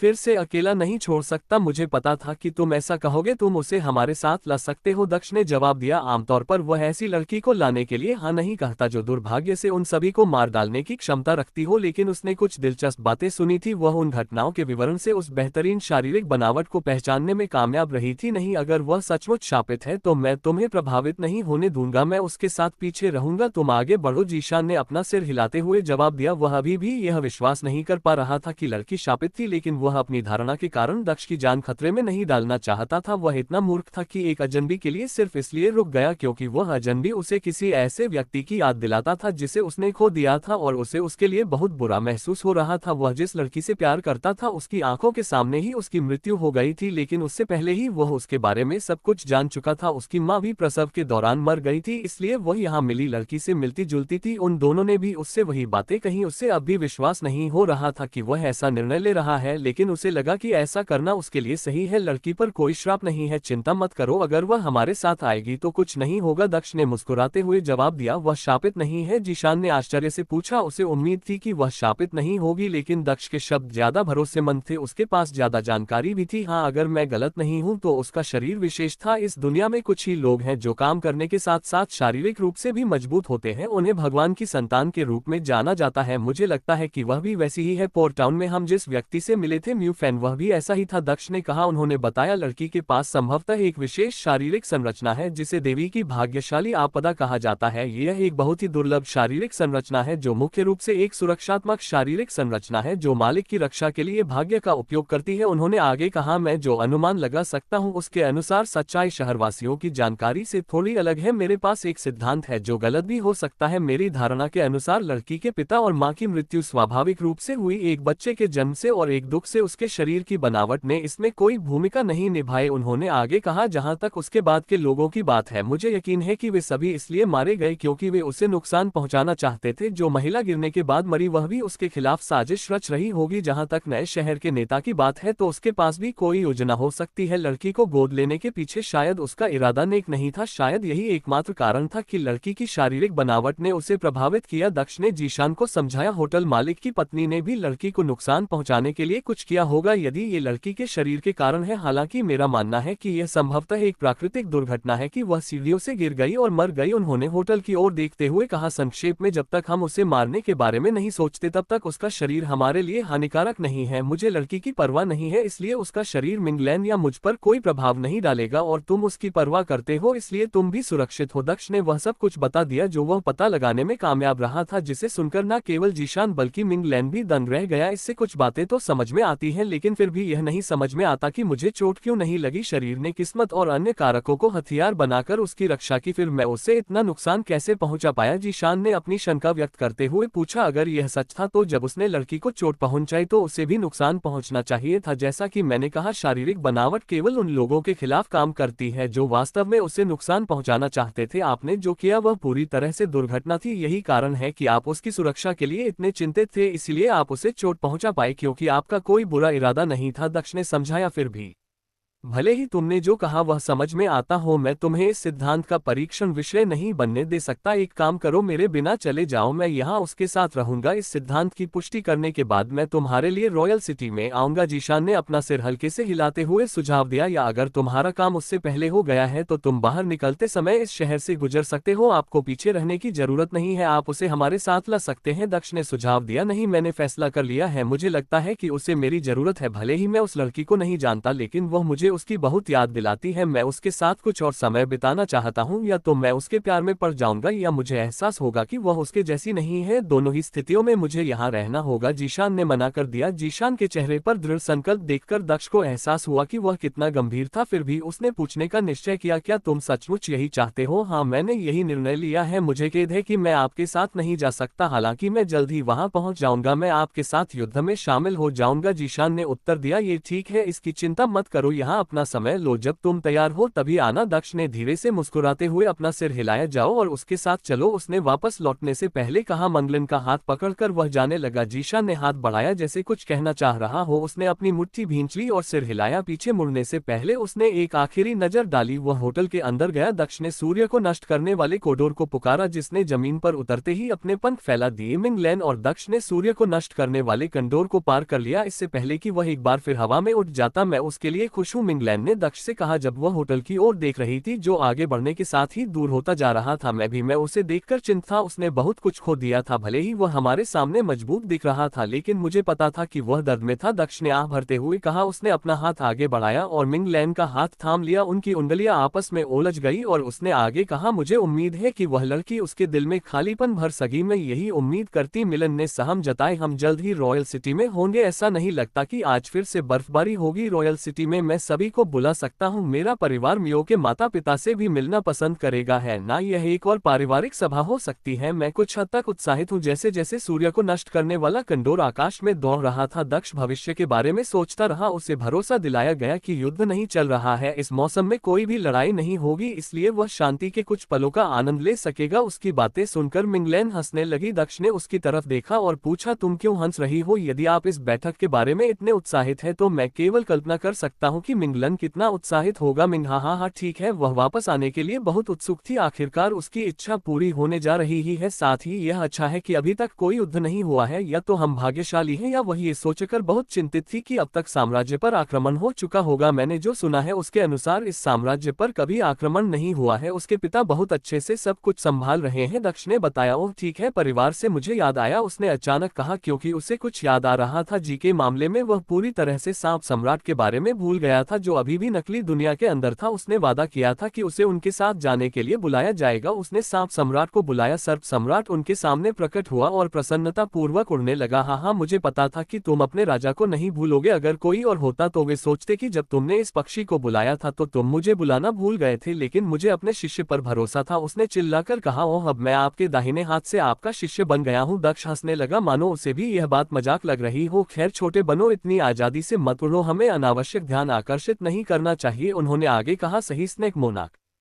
इसका आकार सामान्य सांप जितना ही था, लेकिन धीरे धीरे ये छोटा होता गया और धीरे धीरे ये दक्ष की उंगली जितना मोटा हो गया। वह केवल 30 सेंटीमीटर लंबा भी था। क्या ये काफी छोटा है? उसने छोटा होते हुए पूछा। अभी के लिए ये ठीक होना चाहिए। मैं कह सकता हूँ कि तुम एक कीड़े मकोड़े हो, भले ही किसी ने नोटिस कर लिया हो। दक्ष ने मुस्कुराते हुए कहा, कीड़ा? तुम मुझे कीट कहने की हिम्मत कैसे करोगे? हालांकि सर्प सम्राट को यह अपमानजनक लग रहा था, लेकिन चर्चा के एक दौर के बाद वह सच हो गया, क्योंकि दक्ष ने दावा किया कि वह केवल एक ऐसी स्थिति के बारे में बात कर रहा था जो अत्यधिक असंभव थी। तारांकित यात्रा के बाद दक्ष और मिंगलान जल्द ही एस्टेरिया साम्राज्य के शाही शहर में पहुंच गए। रास्ते में वे कई शहरों से गुजरे, लेकिन किसी भी शहर में उन्हें कोई परेशानी नहीं हुई। शहर और शहर के पहरेदार नए चेहरों की परवाह नहीं करते थे, जैसे कि वे अक्सर कई नए चेहरे देखते हो। एस्टेरिया साम्राज्य का हिस्सा बनने के बाद से पहरेदार ने सतर्क रहना बंद कर दिया था। उनका मानना था कि कोई भी उनके लिए परेशानी खड़ी नहीं कर सकता। वे सिर्फ उन खास लोगों पर नजर रखते थे जिनके चेहरे उच्च अधिकारियों द्वारा दिए गए पोस्टरों पर थे, इसलिए वे किसी और को परेशान नहीं करते थे जो अपना चेहरा नहीं ढकते थे और पोस्टरों से मेल नहीं खाते थे। उनके पास दक्ष का पोस्टर तो था, लेकिन वह किसी दूसरे चेहरे का था। एस्टेरिया साम्राज्य की टीम जिसने दक्ष का वर्तमान चेहरा नहीं देखा था, वह सम्राट को उसके अलग चेहरे के बारे में नई खोज के बारे में बताने के लिए अभी तक वापस नहीं आई थी। चूंकि दक्ष और मिंगलैंड पोस्टरों पर नहीं थे, इसलिए उन्हें किसी समस्या का सामना नहीं करना पड़ा। हम रॉयल सी ज्यादा सुरक्षित नजर आती है। ये पूरी तरह से घिरा हुआ है। मैं जो एकमात्र प्रवेश द्वार देख सकता हूँ वह भी गार्डों से घिरा हुआ है। मिंगलैंड ने रॉयल सिटी के पास पहुंचते ही इशारा किया। पिछले किसी भी शहर में इतनी सुरक्षा नहीं थी। यह अपेक्षित ही है, आखिरकार यह राजधानी है। चाहे ये कितना भी आसान क्यों ना लगे, साम्राज्य के दुश्मन तो होंगे ही, वे निश्चित रूप से शाही शहर को अधिक सुरक्षित रखेंगे। दक्ष ने समझाया। चलो नीचे चलते हैं। बेहतर होगा कि हम मुख्य प्रवेश द्वार से शहर में प्रवेश करें। सूर्य को नष्ट करने वाला कोनों जैसे ही बंद पड़े विशाल दरवाजों के पास पहुंचा, वह नीचे जाने लगा। दरवाजे के बाहर दसियों पहरेदार खड़े थे। वे सभी उस उड़ते हुए जानवर को देख रहे थे जो उनकी ओर आ रहा था। सूर्य को नष्ट करने वाला कोनों प्रवेश द्वार के पास उतरा। पीक स्काईरियम कल्टिवेटर यहाँ गार्ड है, जैसा कि रॉयल सिटी से उम्मीद की जाती है। स्वर्ग क्षेत्र के कल्टिवेटर्स यहाँ काफी आम होंगे, दक्ष ने सोचा जब उसने गार्ड्स को देखा। जबकि वह सन डिस्ट्रॉय कंडोर से नीचे चला गया, उसने सूर्य को नष्ट करने वाले कंडोर को रिंग के अंदर जानवरों के क्षेत्र में वापस भेज दिया, लोगों को यह विश्वास दिलाने के लिए कि वह अपने जानवरों को वहां ले जा रहा है। उसकी कमर पर एक जानवरों का थैला लटका हुआ था। मिंगलैंड का हाथ पकड़कर वह लड़कियों की ओर चला गया। पहरेदार के बीच एक काले बालों वाला आदमी था जो नेता था। वह आगे बढ़ा, जिससे बाकी पहरेदार 2 कदम पीछे रह गए। आप कौन हो सकते हैं? शहर में आने का आपका क्या उद्देश्य है? गार्ड ने सख्ती से पूछा। उसके कब्र पर एक सफेद लबादा था जिस पर कोई पैटर्न नहीं था, हालांकि उसकी छाती पर एक बिल्ला था जिस पर पहाड़ का प्रतीक बना हुआ था। वह अपनी कमर पर तलवार लटकाए हुए था। दक्ष ने अपनी जेब से एक बैज निकाला और को दे दिया। उन्होंने कहा, हम विषयी साम्राज्य से हैं। ये बिल्ला आप विषयी राज्य के राजकुमार हैं? गार्ड ने बिल्ला देखते ही आश्चर्य से कहा। वह आश्चर्यचकित लग रहा था। भले ही वश राज्य सबसे मजबूत राज्य नहीं था, लेकिन ये सबसे कमजोर राज्य भी नहीं था। एक राज्य के राजकुमार को बिना किसी सुरक्षाकर्मी के यात्रा करते देखना अजीब था। बैच से यह साबित होता था कि वह एक राजकुमार था। इस महाद्वीप में एक सख्त पैटर्न का पालन किया जाता था। प्रत्येक राज्य को अपनी रॉयल्टी को दर्शाने के लिए बैच बनाने की अनुमति थी, इसलिए उन्हें पहचानना आसान था। ऐसी विधियां बनाने की विधि केवल राजाओं को ही दी गई थी और उनकी नकल करना असंभव था। सभी राज्यों ने एक ही रंग के साथ एक ही बैच बनाया। फर्क सिर्फ इतना था कि बैच पर राज्य के नाम उखरे गए थे। वह व्यक्ति जो बैच पकड़े हुए था वह निसंदेह ऐसा बैच था जिसे केवल विषयी साम्राज्य के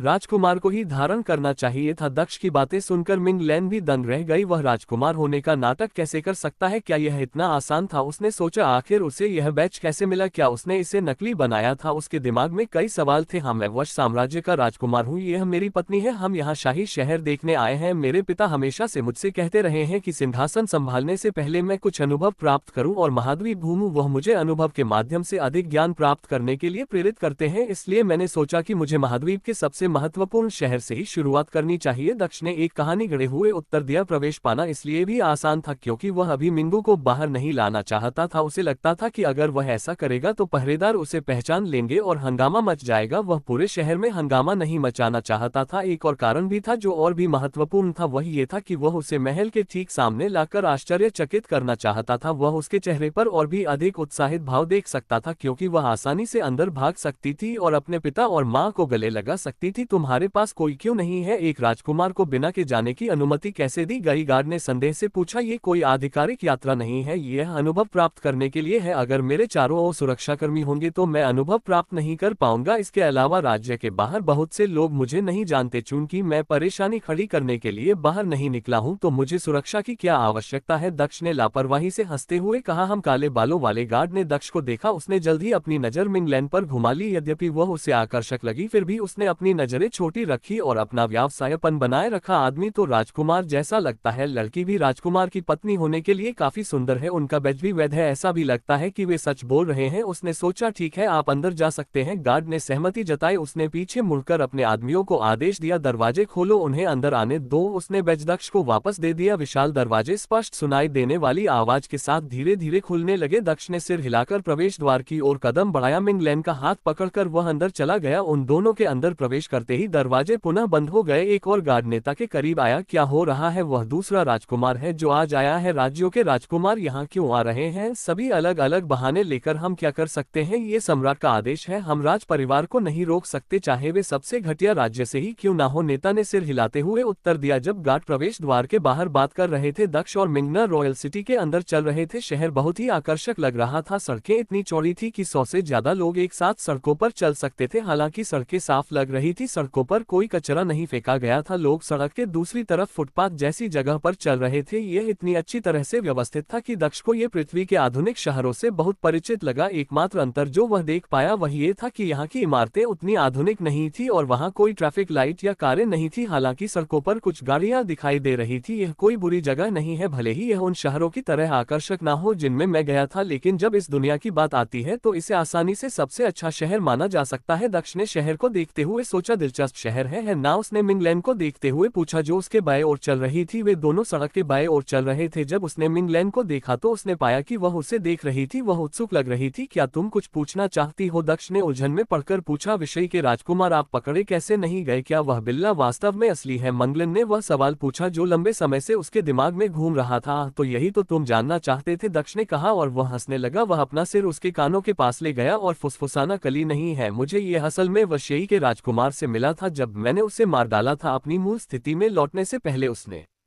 उसके गालों को चूमा। हम क्या ये तब हो सकता है जब अब मुझे याद आया, ये तब होगा जब तुम जीशान के साथ वहां गई थी तो तुमने कुमार को देखते ही इस बारे में सोच लिया था। वाकई चतुराईपूर्ण। मिंग लैन ने दक्ष की प्रशंसा करते हुए हंसी। हाँ, अब जबकि हम आसानी से शहर में प्रवेश कर चुके हैं, हमें बस रॉयल पैलेस तक पहुंचना है, हमारी लंबी यात्रा समाप्त हो जाएगी। दक्ष ने अपने हाथ में बैच को देखते हुए कहा। वह बिल्ला वापस रखने ही वाला था कि किसी ने उसके कंधे पर मारा। बिल्ला हवा में उछलकर जमीन पर गिर गया। क्या तुम ते समय नहीं देख सकते? पीछे से एक व्यंग्यात्मक आवाज आई। महाराज, हम साम्राज्य के शाही शहर में हैं, हम यहाँ इतनी बेशर्मी से काम नहीं कर सकते। अगर सम्राट को पता चल गया कि हमने उनके नागरिकों से बदतमीजी की है तो ये हमारे राज्य की प्रतिष्ठा के लिए बुरा नहीं होगा। एक और महिला की आवाज गूंजी। अपने पीछे देखते हुए दक्ष ने देखा कि वहाँ एक महिला और एक पुरुष खड़े थे। वे शानदार कपड़े पहने हुए थे। उस आदमी के इर्द गिर्द कुछ भी थे। महिला की उम्र 25 साल के आसपास लग रही थी, लेकिन पुरुष की उम्र 25 साल के आसपास लग रही थी। दोनों के बाल चांदी के थे और वे रिश्तेदार लग रहे थे, लेकिन महिला जिस तरह से बात कर रही थी उससे ऐसा नहीं लग रहा था कि वे रिश्तेदार है। ऐसा लग रहा था कि वह व्यक्ति कोई राज परिवार का व्यक्ति था और महिला उसकी देखभाल करने वाली या उसके लिए काम करने वाली कोई महिला थी। हम उसने मुझे मारा, ठीक है, मैं कुछ नहीं कहूंगा, युवक ने नाराजगी जताते हुए कहा। महिला ज्यादा चालाक थी, वह जानती थी कि वे ऐसी जगह पर हैं जहां वे बिना वजह हंगामा नहीं कर सकते। वे बाहरी लोग थे। जब दूसरा आदमी शायद इसी शहर का नागरिक था, उसने देखा कि दक्ष से कुछ नीचे गिर गया था। माफी के तौर पर वह दक्ष के लिए उसे उठाने के लिए आगे बढ़ी क्योंकि वह उस आदमी को ऐसा करने नहीं दे सकती थी। चूंकि दक्ष का बैज नीचे की ओर था इसलिए वह प्रतीक नहीं देख पाए और उसे नहीं पता था कि यह क्या है। उसने बैज उठाया और उसे पलटा तो वह दंग रह गई। राजकुमार वश उसने बिल्ले पर पैटर्न देखकर आश्चर्य से कहा। उसने दक्ष को संदेह भरी नजरों से देखा। क्या वह विषयी से कोई है या कोई ऐसा व्यक्ति जो असली राजकुमार से मिला हो? अगर उसने राजकुमार को देखा है तो मैं पकड़ा गया। दक्ष ने भसड़ते हुए सोचा। हाँ, क्या वह विषयी का राजकुमार है? तो क्या हुआ? विषयी हमारे राज्य से थोड़ा कमजोर है। तुम इतनी स्तब्ध क्यों हो रही हो? चांदी के बालों वाले आदमी ने व्यंग्यात्मक लहजे में कहा। जब उसने देखा कि महिला स्तब्ध है, कुछ नहीं, मैं तो बस विषय के राजकुमार को यहाँ देखकर दंग रह गई। विषय तो यहाँ से हमारे राज्य से भी दूर है, महिला ने सिर हिलाते हुए कहा। उसने दक्ष को बैज लौटा दिया। यहाँ वे दूसरे राज्य से भी है, शायद इसीलिए वह इतनी हैरान थी। कोई आश्चर्य नहीं, दक्ष ने सोचा और राहत की सांस ली। जब उसे एहसास हुआ कि वह पकड़ा नहीं गया, उसने बैज वापस ले लिया और उसे फिर से अपनी प्राचीन अंगूठी में रख लिया। अब जब उसे यकीन हो गया था कि वे उसे नहीं जानते तो वह अपनी गरिमा बनाए रखने के लिए उनसे बात भी कर सकता था। वह इस साम्राज्य का नागरिक भी भी नहीं है बल्कि एक तुच्छ राजकुमार है, उस पर समय बर्बाद करने की कोई जरूरत नहीं है। तुमने मुझे ये बात भूलने पर मजबूर कर दिया कि उसने मुझे बेवजह मारा है, इसके बजाय उसे मुझसे माफी मांगनी चाहिए। सिल्वर हेयर वाले व्यक्ति ने महिला से कहा, तुच्छ राजकुमार, तुम ऐसे क्यों बात कर रहे हो जैसे तुम इस साम्राज्य के नागरिक हो, तुम भी एक तुच्छ राज्य के राजकुमार हो। है ना? दक्ष ने जवाब दिया, तुम अपने राज्य का नाम क्यों नहीं बताते? उन्होंने आगे कहा, मुझे बताओ कि तुम कहाँ से हो। उनके बीच हुई बातचीत से उसे पता चल गया था कि वे किसी राज्य से हैं, हालांकि वह ये जानने को उत्सुक था कि वह कौन सा राज्य है। हम मेरे कहने के बाद अपनी पैंट में पेशाब मत करना, हम स्काईरिच किंगडम से हैं, मैं क्राउन प्रिंस लुले हूँ, अब अपने अनादर के लिए मुझसे माफी मांगना शुरू करो। सिल्वर हेयर वाले आदमी ने कहा, स्काईरिच किंगडम हो? दक्ष ने बड़बड़ा हुए अपनी आंखें बंद की और उस आदमी की कल्पना करने की कोशिश की जिसे उसने देखा था। वास्तव में स्काईरिच किंगडम है, यह विषय से बहुत दूर है और थोड़ा बड़ा भी है। उसने सोचा, ठीक है, मजे करो। उसने मिंगलैन का हाथ पकड़ते हुए कहा और दूर जाने लगा। चूंकि उसे स्काई किंगडम के बारे में चिंता करने की जरूरत नहीं थी, इसलिए वह अपने रास्ते पर जा सकता था। अरे तुम कहाँ जा रहे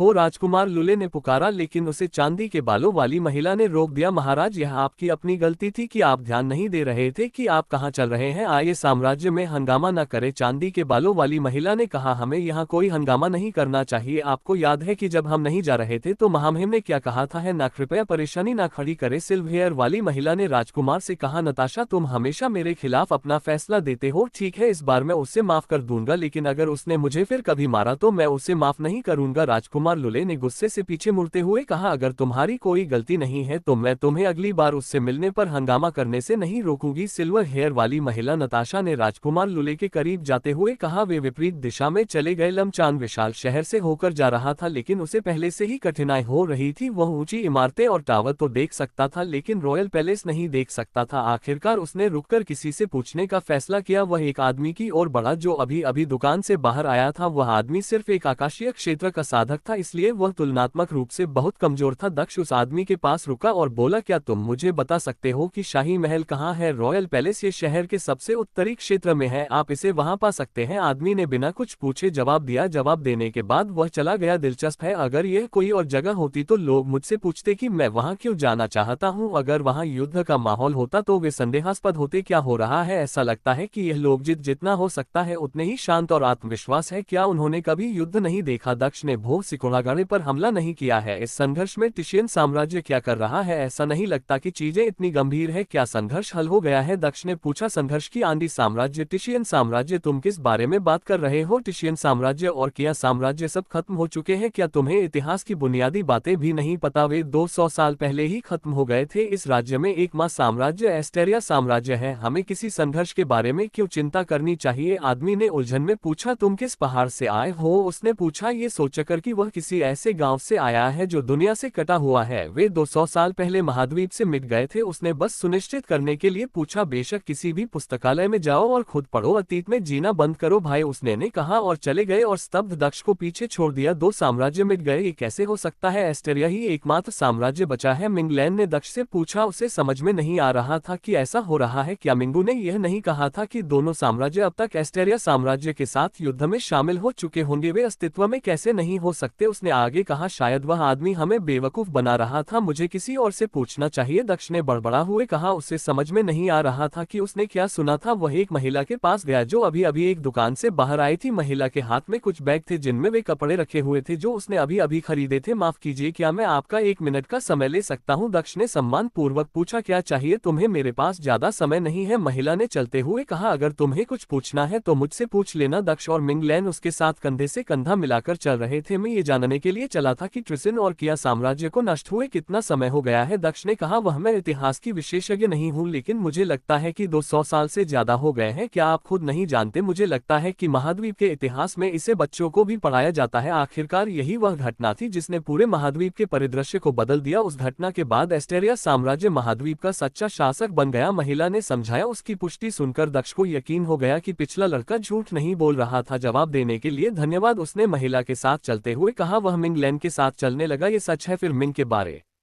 मैं क्या, मिंग लैन ने कहा। दक्ष ने कोई जवाब नहीं दिया क्योंकि वह गहरी सोच में डूबा हुआ था और खुद को समझने की कोशिश कर रहा था। बहुत सोचने के बाद आखिरकार उसे समझ में आ गया। होंठ खोलते हुए उसने जवाब दिया, मैं जो समझ सकता हूँ उसके अनुसार यह 4 चीजें हो सकती हैं। ये 4 ही संभावनाएं हैं जिनके बारे में मैं सोच सकता हूँ। वे क्या है? मिंग लैन ने उत्सुकता से पूछा। संभावना यह है कि मिंग लैन की याददाश्त गड़बड़ हो गई है। चूंकि वह बुरी तरह घायल हो गई थी इसलिए उसका सिर भी खराब हो गया था। उसे लगता है कि उसका साम्राज्य उन दुश्मनों से खतरे में है जिनका पहले ही सफाया हो चुका है। हो सकता है कि जब वह घायल हुई और यहाँ भेजी गई तब वह इतिहास की किताब पढ़ रही थी। हालांकि यह असंभव है, फिर भी यह एक संभावना है, दक्ष ने समझाया। बात करते हुए वह शहर के उत्तर की ओर चल रहे जहां माना जाता है कि शाही महल स्थित था। उन्होंने आगे कहा, दूसरी संभावना और भी विचित्र है। दूसरी संभावना क्या है? मिंग लैन ने पूछा। एक और महाद्वीप है जहां एस्टेरिया साम्राज्य मौजूद है। उनका भूगोल इस महाद्वीप के समान है और आकार और राज्य भी समान है। एकमात्र अंतर यह है कि अन्य साम्राज्य वहां समाप्त नहीं हुए हैं और मिंगू वहां से है, दक्ष ने समझाया। तो क्या हम गलत महाद्वीप में हो सकते हैं? मिंग लैन ने चौंक हुए पूछा। नहीं, मैंने सभी महाद्वीपों के नक्शे देखे हैं। एस्टेरिया साम्राज्य सिर्फ इसी एक पर मौजूद था। अगर ये दूसरी संभावना है तो इसका मतलब यह नहीं है कि हम गलत महाद्वीप पर हैं, इसका मतलब है कि हम पूरी तरह से गलत दुनिया में हैं, दक्ष ने कहा। इस संभावना के बारे में सोचते ही उसका सिर भी दुखने लगा। उन्होंने बुदबुदाते हुए कहा, यदि ये दूसरी संभावना होती तो ये सचमुच बहुत बुरा होता। तो क्या ये बहुत बड़ा सहयोग नहीं होगा? एक ही साम्राज्य वाली दुनिया में इतनी सारी समानताएं हैं, मिंग लैन ने पूछा। नहीं, वास्तव में नहीं माना जाता है कि इस ब्रह्मांड में हजारों नश्वर दुनियाएं हैं। मुझे नहीं लगता कि ऐसा सच होना बहुत अजीब होगा, उसने जवाब दिया। ये निराशाजनक होगा क्योंकि मिंगू बहुत उत्साहित है कि वह अब अपने घर पहुंच जाएगी। उसकी उम्मीदें टूट जाएंगी। यहाँ तक कि मिंग लैन भी स्थिति की गंभीरता को समझ गया। तीसरी संभावना के बारे में क्या? उसने पूछा। पहली 2 संभावनाएं पहले से ही बहुत विचित्र है, तीसरी संभावना क्या हो सकती है? मिंग लैन ने पूछा, ये सोचकर कि वह क्या हो सकती है। वह एक भी संभावना के बारे में नहीं सोच पा रही थी, जबकि दक्ष 4 संभावनाओं के बारे में बात कर रहा था। वह चकित थी। तीसरी संभावना कुछ हद तक अधिक विश्वसनीय है, दक्ष ने अपने आसपास के लोगों को देखते हुए उत्तर दिया। ये क्या है? तीसरी संभावना यह है कि हर कोई हमसे किसी न किसी कारण से झूठ बोल रहा है। कारण स्पष्ट नहीं हो सकता है लेकिन वे झूठ बोल रहे हैं, दक्ष ने जवाब दिया। उसकी बातें सुनकर मिंग लैन को भी अपने आसपास के माहौल पर शक होने लगा। वह और ज्यादा सतर्क हो गई। यह संभव हो सकता है, लेकिन चौथी संभावना के बारे में क्या? उसने पूछा। चौथी संभावना सबसे अपरंपर है। अगर यह अतीत में होता तो मैं इसके बारे में सोच भी नहीं सकता था, लेकिन समय की तलवार प्राप्त करने और समय के नियम के बारे में जानने के बाद यह संभव लगता है, दक्ष ने उत्तर दिया। उसके शब्दों ने मिंग लैन को और भी अधिक चकित कर दिया। उसने जो पहली 2 संभावनाएं बताई हैं उनकी तुलना में इससे अधिक अपरंपर क्या हो सकता है? मुझे और अधिक उत्सुक मत बनाओ, मुझे बताओ, उसने जोर देकर कहा। समय यात्रा, दक्ष ने उत्तर दिया। चौथी संभावना यह है कि मिंगू का अस्तित्व 200 साल से भी पहले था, जब अन्य साम्राज्य अभी भी अस्तित्व में थे। जिस व्यक्ति से वह मिली थी वह भी 200 साल से भी पहले का था। उसने जो क्रिस्टल उसे दिया था उसने न केवल उसे अंतरिक्ष में दूसरे महाद्वीप पर पहुंचा दिया बल्कि इसने उसे समय में भी 2 साल आगे पहुंचा दिया, उन्होंने समझाया। वह मिंग लैन को यह संभावना सुनकर समझ नहीं आया कि क्या कहे। समय यात्रा, क्या वह अतीत से आए हैं? ये सभी संभावनाएं बहुत ही आश्चर्यजनक है, उसने सोचा और अपने आश्चर्य को व्यक्त करने के लिए शब्द खोजने की कोशिश की। उन्होंने कहा, सभी संभावनाओं के बीच मैं आशा करता हूं कि चौथी संभावना ही सत्य न हो। क्यों? क्या इसका मतलब यह नहीं है कि युद्ध खत्म हो गया था और उसका साम्राज्य विजय हो गया था? मिंग लैन ने उत्सुकता से पूछा। उन्होंने न केवल युद्ध जीता बल्कि उन्होंने सभी दुश्मनों को भी मार डाला, ये सच है? चौथी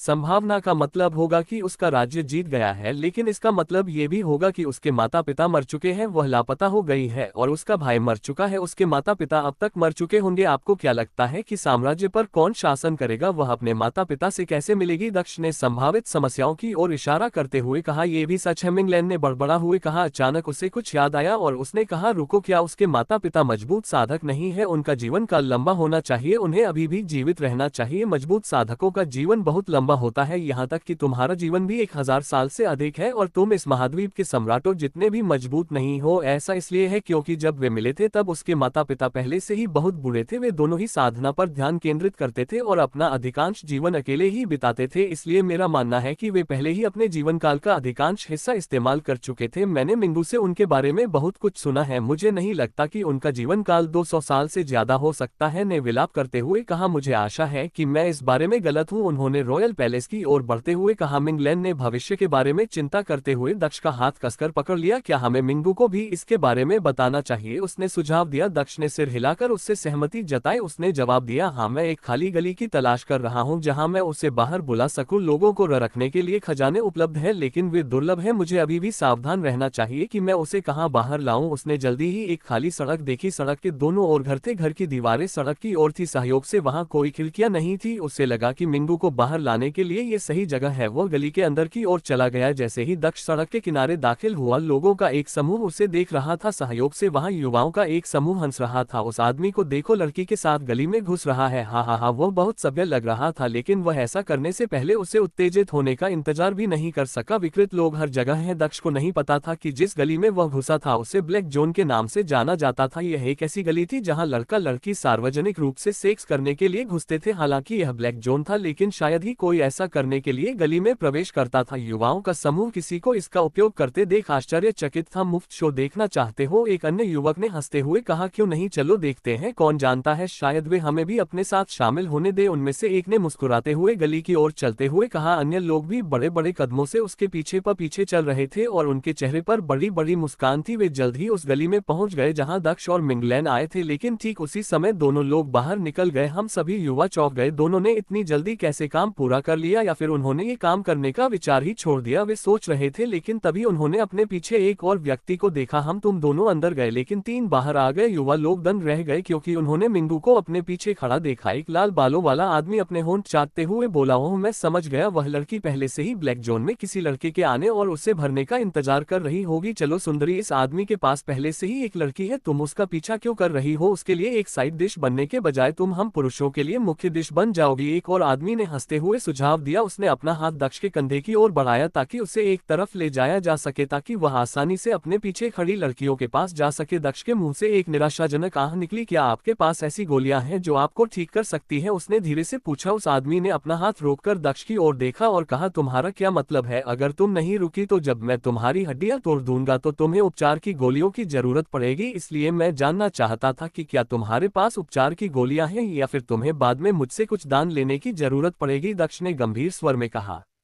सभी युवा दंग रहकर दक्ष को देखने लगे। हाँ हाँ हाँ, वे सब एक साथ हंसने लगे और दक्ष को ऐसे देखने लगे जैसे वह मूर्ख हो। दक्ष के रूप रंग को देखकर उन्हें लगा कि वह एक युवा है जिसके पास कोई शक्ति नहीं है। उन्हें लगा कि वह सुंदर लग रहा था और यही एकमात्र कारण था जिसके कारण लड़कियां उसके करीब रहती थी। उन्होंने सोचा कि वह एक कमजोर व्यक्ति है, इसलिए उन्होंने उससे ऐसे शब्दों की उम्मीद नहीं की थी। वे उसकी बातें सुनकर जोर से हंसने से खुद को रोक नहीं सके। क्या तुमने उसकी बातें सुनी? हाँ हाँ हाँ, ये बच्चा सचमुच सोचता है कि वह कोई बड़ा शख्स है। हाँ, वह चाहता है कि हमारे पास उपचार की दवा हो। वह सोचता कि वह हमें तोड़ सकता है। मैंने ऐसी मजेदार बात कभी नहीं सुनी। वे लोग दक्ष की ओर इशारा करते हुए हंसने लगे। चलो आगे बढ़ते हैं, दक्ष ने लड़कियों को जाने के लिए कहते हुए कहा। लड़कियां पुरुषों के विपरीत दिशा में जाने लगी। दक्ष भी पीछे मुड़ा क्योंकि उसने आसपास कुछ देखे थे। वह ज्यादा ध्यान आकर्षित नहीं करना चाहता था। दक्ष को जाते देख वे लोग और भी हंसने लगे। हाँ हाँ हाँ, जैसी की उम्मीद थी, तुम तो बस बड़बोले थे, असल में तुम में हिम्मत नहीं है। ठीक है, चूंकि हम अच्छे मूड में हैं इसलिए हम तुम्हारे लिए परेशानी खड़ी नहीं करेंगे। लाल बालों वाला नौजवान हंसते हुए बोला। उसकी बातें सुनकर दक्ष ने बस अपना सिर हिला दिया। वह खुश था क्योंकि इसका मतलब था कि उसे आदमियों की हड्डियां तोड़ने की जरूरत नहीं पड़ेगी। वह जाने लगा लेकिन उस आदमी ने जो कहा उससे वह वहीं रुक गया। तुम जा सकते हो लेकिन तुम्हें लड़कियों को पीछे छोड़ना होगा। चिंता मत करो, हम 5 आदमी ही हैं। हम में से प्रत्येक लड़कियों को 1 घंटे के लिए ले जाएगा, इसलिए तुम उन्हें 5 घंटे बाद वापस ले जा सकते हो, उस आदमी ने कहा और उसने अपने होंठ चाटे और लड़कियों को ऊपर से नीचे तक घोरा जैसे कि वह किसी स्वादिष्ट व्यंजन को देख रहा हो। शब्द सुनकर दक्ष रुक गया। ये सीमा लंघ रहा था। वह इस तरह के व्यवहार को बर्दाश्त नहीं कर सकता था, खासकर तब जब यह उसकी महिलाओं के बारे में हो जो उसके साथ थी। इससे भी बुरी बात यह थी कि वह उनके विचार भी सुन सकता था जो इतने अश्लील थे कि उसे देखकर उसका खून खोल उठता था। वह अभी उनका सिर काट देना चाहता था। आसपास के पहरेदार अभी भी एक समस्या थे। अगर वह यहाँ पूरे राज्य से लड़ना नहीं चाहता था तो वह उन्हें यहाँ नहीं मार सकता था। मिंगू लेना, मेरे साथ गली के अंदर आओ, उसने महिलाओं से कहा। वे गली के अंदर वापस चलने लगे। हाँ हाँ हाँ, वह रुक गया और वह हमारे लिए लड़कियों लड़कियों को भी अंदर ले जा रहा है। वह मान गया। वह आदमी हंसा जब उसने दक्ष को गली के अंदर जाते देखा। मेरे साथ आओ, उसने अन्य पुरुषों को इशारा करते हुए कहा और वह दक्ष और अन्य महिलाओं के पीछे चला गया। उसकी आंखें लालच भरी निगाहों से मिंगलान और मिंग के नितंबों को देखती रही। जब वह उनके पीछे गया, पर लोगों का समूह भी सार्वजनिक सड़क को छोड़कर गली में प्रवेश कर गया। दक्ष वापस मुड़ते हुए गली के अंत में रुक गया। वे लोग भी उससे कुछ मीटर की दूरी पर रुक गए। तैयार हो जाओ लड़कों, आने वाला दिन बहुत ही स्वादिष्ट होने वाला है। हमें शुरुआत करने के लिए घर जाने की भी जरूरत नहीं है, हम यहीं ब्लैक एली से शुरुआत कर सकते हैं, उन्होंने हंसते हुए कहा। उसने हाथ बढ़ाकर दक्ष को जाने का इशारा किया। यहाँ से चले जाओ, चलो हम उनकी जवानी का मजा लेते हैं, आदमी ने गर्व से दावा किया। लेकिन इससे पहले कि वह अपनी बात पूरी कर पाता, एक चाकू ने उसके दिल पर वार कर दिया। ऐसा लग रहा था कि चाकू पूरी तरह से क्यूई से बना था, जो आदमी की छाती में एक बड़ा छेद करने के बाद गायब हो गया। क्यूई चाकू में उसके अंधेरे के कुछ नियम भी थे, जिससे लाल बालों वाले व्यक्ति के लिए हमला और भी अधिक दर्दनाक हो गया। अंधकार ने उनकी मृत्यु को और भी अधिक पीड़ादायक बना दिया। हालांकि उनके होठों से कोई आवाज नहीं निकली, क्योंकि पहली बात जो घटित हुई वही ये थी कि उनका शरीर लकवाग्रस्त हो गया। बाकी 4 लड़के अभी भी लड़कियों के साथ आनंदपूर्ण समय बिताने के सपने देख रहे थे। तभी उन्हें अपने दोस्त की मौत देखकर सदमा लगा। उन्होंने ये भी नहीं देखा कि चाकू कहां से आया और कहां गायब हो गया। उन्होंने सिर्फ इतना देखा कि दक्ष अपना हाथ हिला रहा था, जो कुछ देर पहले तक खाली था। उसके बाद एक रोशनी चमकी और अगली चीज जो उन्होंने देखी वह थी उनका दोस्त बिस्तर पर लेटा हुआ। ये प्रतिभा और कौशल वह केवल वहां से हो सकता है। भागो, वह हत्यारा संघ से है। दक्ष के कौशल को देखकर लोगों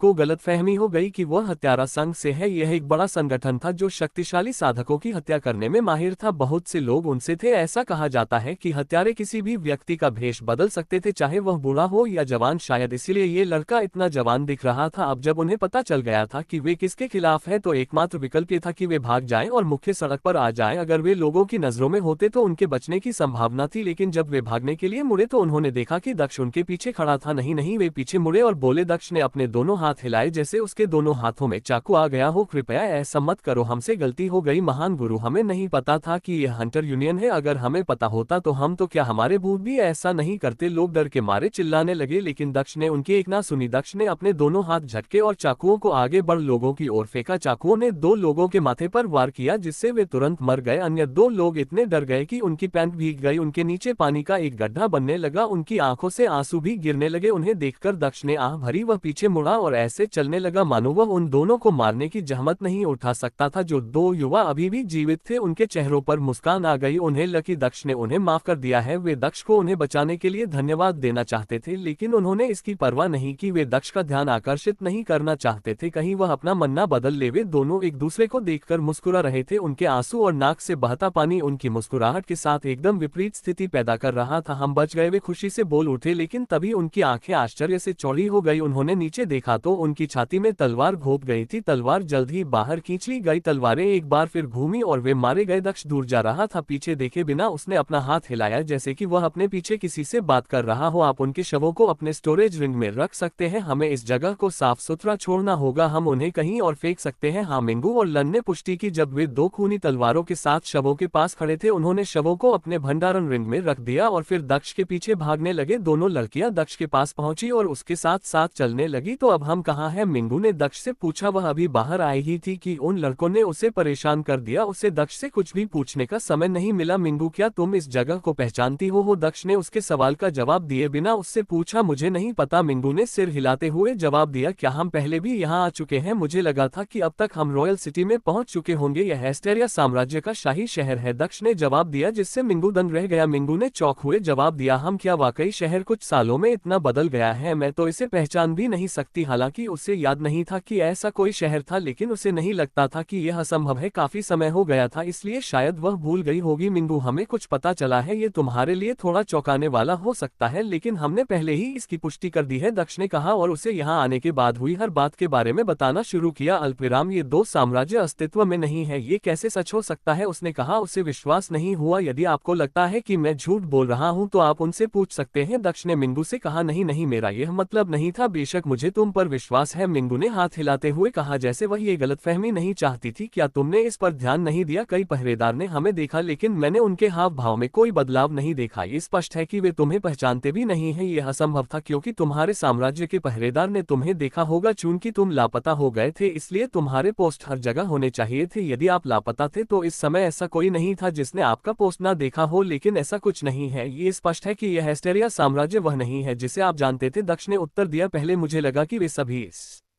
साम्राज्य के इतिहास के बारे में झूठ बोल रहे हैं, लेकिन तुम्हारे प्रति उनकी उदासीनता को देखते हुए ऐसा लगता है कि यह संभावना झूठी साबित हुई है। अब केवल 3 अन्य संभावनाएं बचती हैं, जिनमें से सबसे प्रमुख यह है कि तुम अतीत से आए हो। उसने लड़की की पहले से ही स्तब्ध दृष्टि को अनदेखा करते हुए कहा, मैं अतीत से आए हूँ। तुम्हारा मतलब है जब साम्राज्य अस्तित्व में थे? मिंगू ने गहन सोच में डूबते हुए कहा, रुको, मुझे बताओ कि तुम किस वर्ष से आए हो, इससे हमें उत्तर मिल जाएगा। दक्ष ने कहा, यह जेनेसी कैलेंडर था, 935। मिंगू ने दक्ष को उत्तर दिया, अच्छा, मैं दूसरों से पूछूंगा कि वे यहाँ किस कैलेंडर का उपयोग करते हैं, और जिस वर्ष आपने मुझे बुलाया था तब से कितना समय बीत चुका है? दक्ष ने सिर हिलाते हुए कहा, उससे एक और व्यक्ति मिला जो कुछ हद तक जानकार लग रहा था, फिर वह उसके पास भागा। मिंग्यू और मिंगलैन भी उसके पीछे चले गए। क्या तुम्हें कुछ चाहिए? सहयोग से वह एक बूढ़ा आदमी था जिसे दक्ष ने रोका था। वह आदमी रोके जाने से खुश नहीं था, लेकिन उसने इस पर कोई हंगामा नहीं किया। क्या तुम मुझे बता सकते हो कि यह कौन सा वर्ष है और जेनेसी कैलेंडर के वर्ष 935 से अब तक कितना समय बीत चुका है? दक्ष ने बूढ़े आदमी से पूछा, जेनेक्स कैलेंडर? यह क्या है? जब से यह साम्राज्य स्थापित हुआ है हम ड्रीम कैलेंडर का उपयोग कर रहे हैं। ये दूसरी सहस्राब्दी है, वर्ष 212। तुम्हें ये भी नहीं पता? क्या तुम संप्रदाय या स्कूलों में नहीं गए और पढ़ाई नहीं की? बूढ़े आदमी ने व्यंग्यात्मक लहजे में सिर हिलाते हुए कहा, घर जाओ और पढ़ाई करो ताकि तुम्हें ऐसी बुनियादी बातें दूसरों से पूछने की जरूरत न पड़े, उन्होंने आगे कहा, और फिर चले गए। जब वह आदमी चला गया तब भी उसकी आवाज पीछे गूंजती रही, आह, युवा पीढ़ी सचमुच बहुत तेजी से नीचे की ओर जा रही है। इससे भविष्य में आपके आने की संभावना समाप्त हो जाती है। आपने जिस कैलेंडर के बारे में बताया उसका इस्तेमाल इस महाद्वीप में कभी नहीं हुआ, इसलिए आप अतीत से भी नहीं आ सकते। दक्ष ने भों सिकोड़ना बचती है जिस पर विश्वास किया जा सकता है वह एक अलग अश्वर तल से है। उसने भों सिकोड़ना इस संभावना के बारे में सुनकर और भी हैरान हो गई। दूसरी ओर मिंगलैन थोड़ी कम हैरान लग रही थी, क्योंकि उसने पहले ही इस संभावना के बारे में सुन लिया था। मिंगू के पैर जम गए, हिलने से इनकार कर दिया। उसने सोचा था कि वह बहुत जल्द घर पहुंच जाएगी, हालांकि यह सब टूट गया। घर पहुंचना तो दूर की बात है, उसका घर तो इस ग्रह पर भी नहीं था। अगर ऐसा है तो क्या इसका मतलब यह नहीं है कि वह अपने साम्राज्य में वापस नहीं जा सकती? मंगलन ने मिंगू के पास रुकते हुए पूछा। उसने मिंगू को शांत करने के लिए उसकी पीठ को सहला, चिंता मत करो, यह उम्मीद खोने का समय नहीं है। मुझे विश्वास है कि हम अभी भी तुम्हारा घर ढूंढ सकते हैं। इसमें अधिक समय लग सकता है, लेकिन मैं तुम्हारा घर ढूंढ लूंगा। दक्ष ने उत्तर दिया, कैसे? हम तो ये भी नहीं जानते कि यह किस दुनिया में है। मंगलन ने दक्ष से पूछा। वो उलझन में लग रही थी, हम दुनिया को नहीं जानते, लेकिन मिंगू जानती होगी। पहले मुझे लगा कि यह स्पष्ट है कि वह हमारी दुनिया से है, इसलिए मैंने उससे उसकी दुनिया का नाम नहीं पूछा, लेकिन अब उससे पूछना उचित है। हजारों नश्वर दुनियाएं हो सकती है, लेकिन उनमें से केवल कुछ ही एक नाम साझा करती है। अगर उसकी दुनिया ऐसी नहीं है जिसका नाम इस दुनिया के साथ साझा हो, तो हम उसे ढूंढने में सक्षम हो सकते हैं। दक्ष ने एक योजना के बारे में सोचते हुए सुझाव दिया। मिंगू ने भी अपना सिर उठाया। उसे अभी अभी एहसास हुआ, न तो उसने इस ग्रह का नाम पूछा ही उसने उसके ग्रह का नाम पूछा। दोनों को लगा कि वे एक ही ग्रह से हैं, लेकिन अलग अलग महाद्वीपों से। लेकिन अब उन्हें समझ में आया कि वे गलत हो सकते हैं। मेरे ग्रह का नाम फेंगशू है, उसने दक्ष से कहा। नाम सुनकर दक्ष गहरी सोच में पड़ गया। ये वास्तव में किसी दूसरे ग्रह का नाम था, क्योंकि इस दुनिया का नाम अलग था। जुन, क्या तुम फेंगशू नाम का कोई ग्रह जानते हो? उसने अपने विचारों का प्रयोग करते हुए जुन से पूछा, क्योंकि वह नहीं जानता था कि ये दुनिया कहाँ है। हाँ, मैं फेंगशू के बारे में जानता हूँ, जहाँ तक मुझे याद है तिया शेन और मैं वहाँ गए थे। उस दुनिया की क्यूई इस दुनिया से बहुत मिलती जुलती है। जुन ने जवाब दिया, ये दुनिया इस दुनिया के समान है। अगर आप पूछे तो मैं अंतर भी नहीं बता सकती। मैं इस यात्रा में सोचती रही कि ये दुनिया उससे कितनी मिलती जुलती है। मुझे लगता